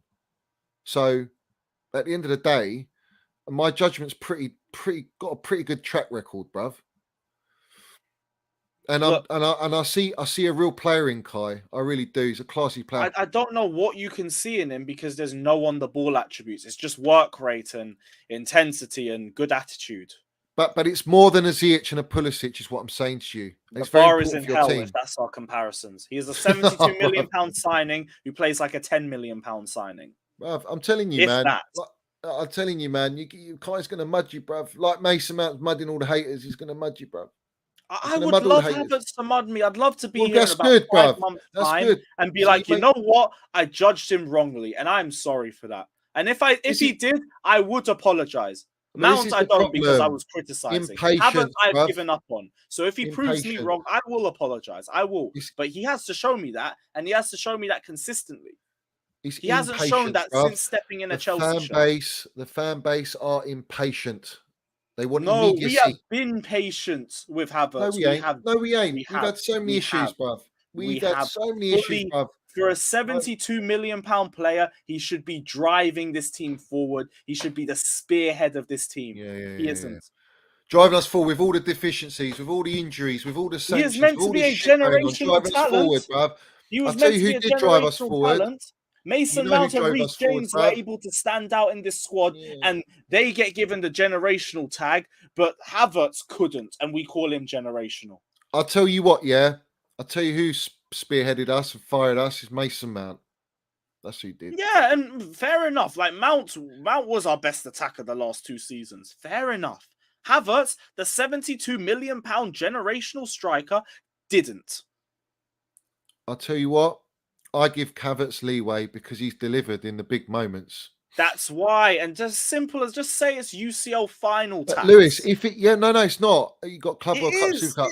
The thing is for me, Lewis, if Kai didn't do that, all right, then I could understand everyone's like proper frustrations, yeah. But the bottom line is he has. And it's been a massive part of our history.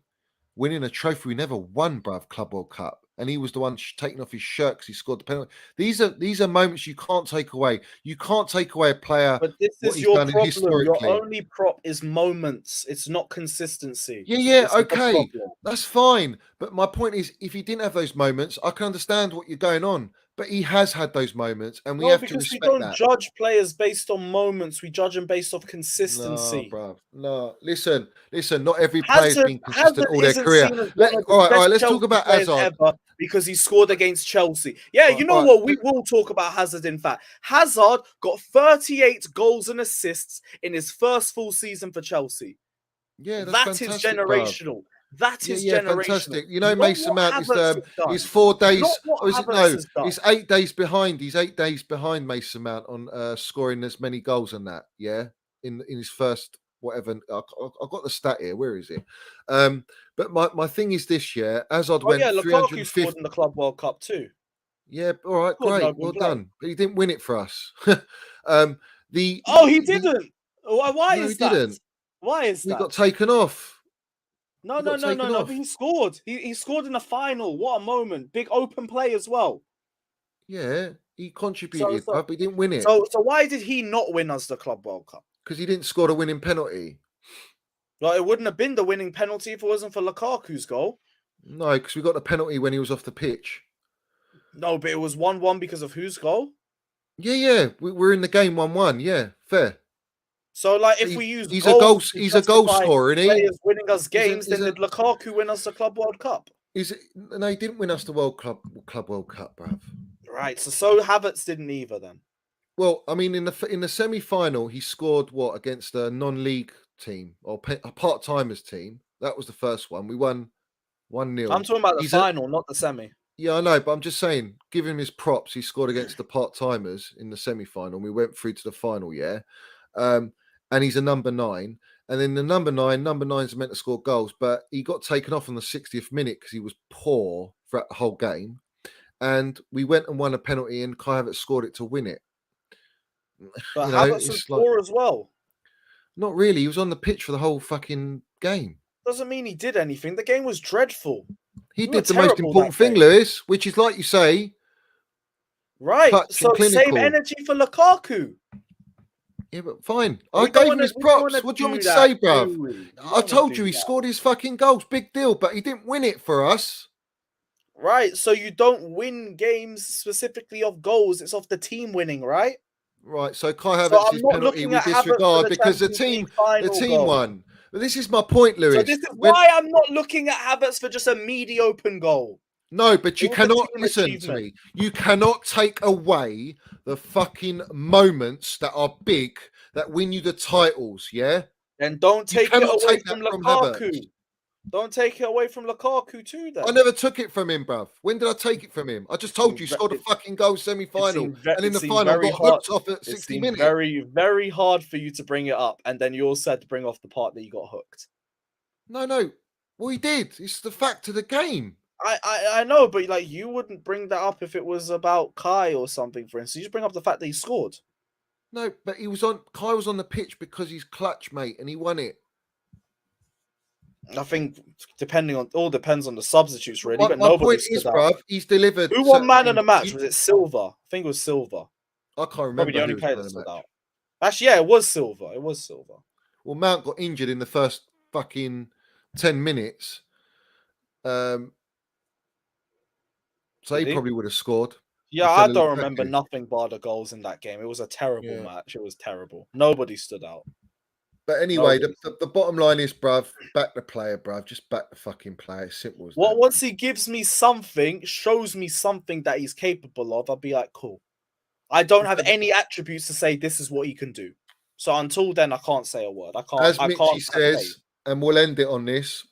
As Mitchie says, let's have it right. Johnny sees things that Lewis will never see. That's there's some minerals being landed yeah, there. he by sees Mitchie. something in Kai Havertz, which is fair enough. I do. I generally do, bruv. I generally do. Yeah, I stand by it, bruv. I stand by it. Let's hope he muds me. Let's hope he does. I hope he does. I'm sure he will, bruv. I'm sure he will. I don't doubt it. I fucking think he's hope going to so. mud a I lot hope of people, smiling. bruv. He's going to mud a lot of the ones talking. I hope so. I hope so. I need to see where this generational player is. Well, CFC, I will not cry if we sell him. If we sell him and he's still been shit, watch the celebrations on my stream. All right, We will go live for hours, I promise you. We'll celebrate. I'll light a cigar on stream and everything. Because we would have improved. You know, he's won more Champions Leagues, Club World Cup, and Super Cups than Kevin De Bruyne. Did you know that? At a younger age. So's Hudson-Odoi. Is he better? You're at different positions.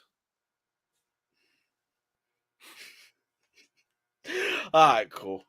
Fair enough. It's true, though, isn't it? Yeah. Cool. All right, listen, I'm going to do my outro. Big up, Lewis, for coming on. Yo, geezer. Johnny, Yeah. It has been a wild debate, but it's been great talking as always. You know it's all love anyway. Big Yeah, up cool, everyone who loved or who hated. Big up everyone. I need a zoot, so I'm gonna go light up. Big up everybody. Big up. Love, and up the Chelsea. Big up. Up the Chelsea geezer. Let's have it right, guys. Let's have it right, bruv. How we doing, people? Big up to all you guys in here. Like the video. I don't know what likes I'm on. Get me to the likes, yeah. go and follow. If you subscribed on Lewis, just go and subscribe at Lewis. Yeah. Big up to all you guys. It's been a long one, a bit longer than I actually wanted, to be honest. But listen, make sure you put your comments down below. But let's have it right. There was no slander on here, bruv. Yeah, we don't tolerate it on Minerals FC. All right, that's how it goes. We back our players. That is the narrative here. We back our club and our players, bruv. Let's have it right. Is that Lewis's link? Big up to Beautiful Game, so you can check it there, guys. You can land it, guys. In the comments at the end of the stream, show your support. Put all your comments down there. Before you leave, I want you to like the video. I want you to put your comments. Very important. I want to read all your comments at the end. Big up to Nick Manamash. Big up, Geezer. What a legend. Piss take Central Minerals 100%. Let's have it right. Big up to all you guys, yeah. Big up to all you guys. CFC, Minerals, Kai and Mount. The Minerals of Chelsea Football Club. Let's not forget that. We know it here. We all know it here. So let's leave it with this, guys. Let's leave it with this. Someone sent me this, and so obviously we got the gaffer here. Yeah, everyone knows we've got the gaffer now. But when the gaffer lands the Minerals, this is who the gaffer is, bruv. This is the gaffer when he lands the Minerals, bruv. Let's have it right. Let's have it right. He's landing the Minerals everywhere he goes. He's landing the Minerals everywhere he goes. And these two, Haaland especially, he chooses Liverpool to have his goal drought, bruv. And this other fella next to him gets nominated for Ballon d'Or instead of Mason Mount. It's an absolute disgrace, pure agenda driven, bruv. We don't tolerate any of that. Obviously, all the usual Minerals Mount haters, you get the middle finger up. Let's have it right. And to all the gooners out there, this is for you.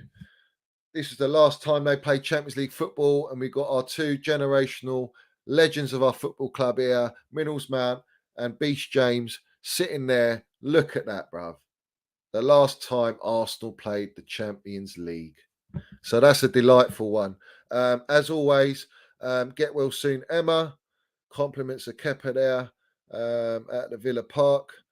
Let's remind everyone, Foden got ranked 22, and I think it was 24 or 25 the year before.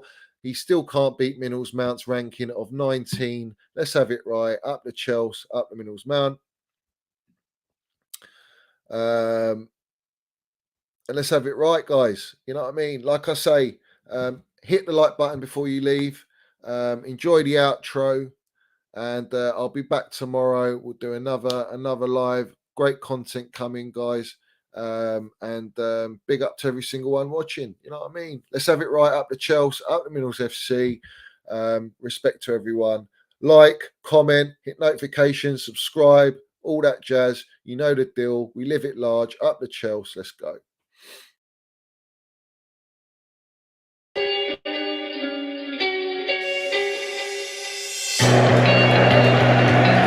Right, Pride of London. London is blue. Let's have it right. Up the Chelsea, up the Minerals FC. Let's go.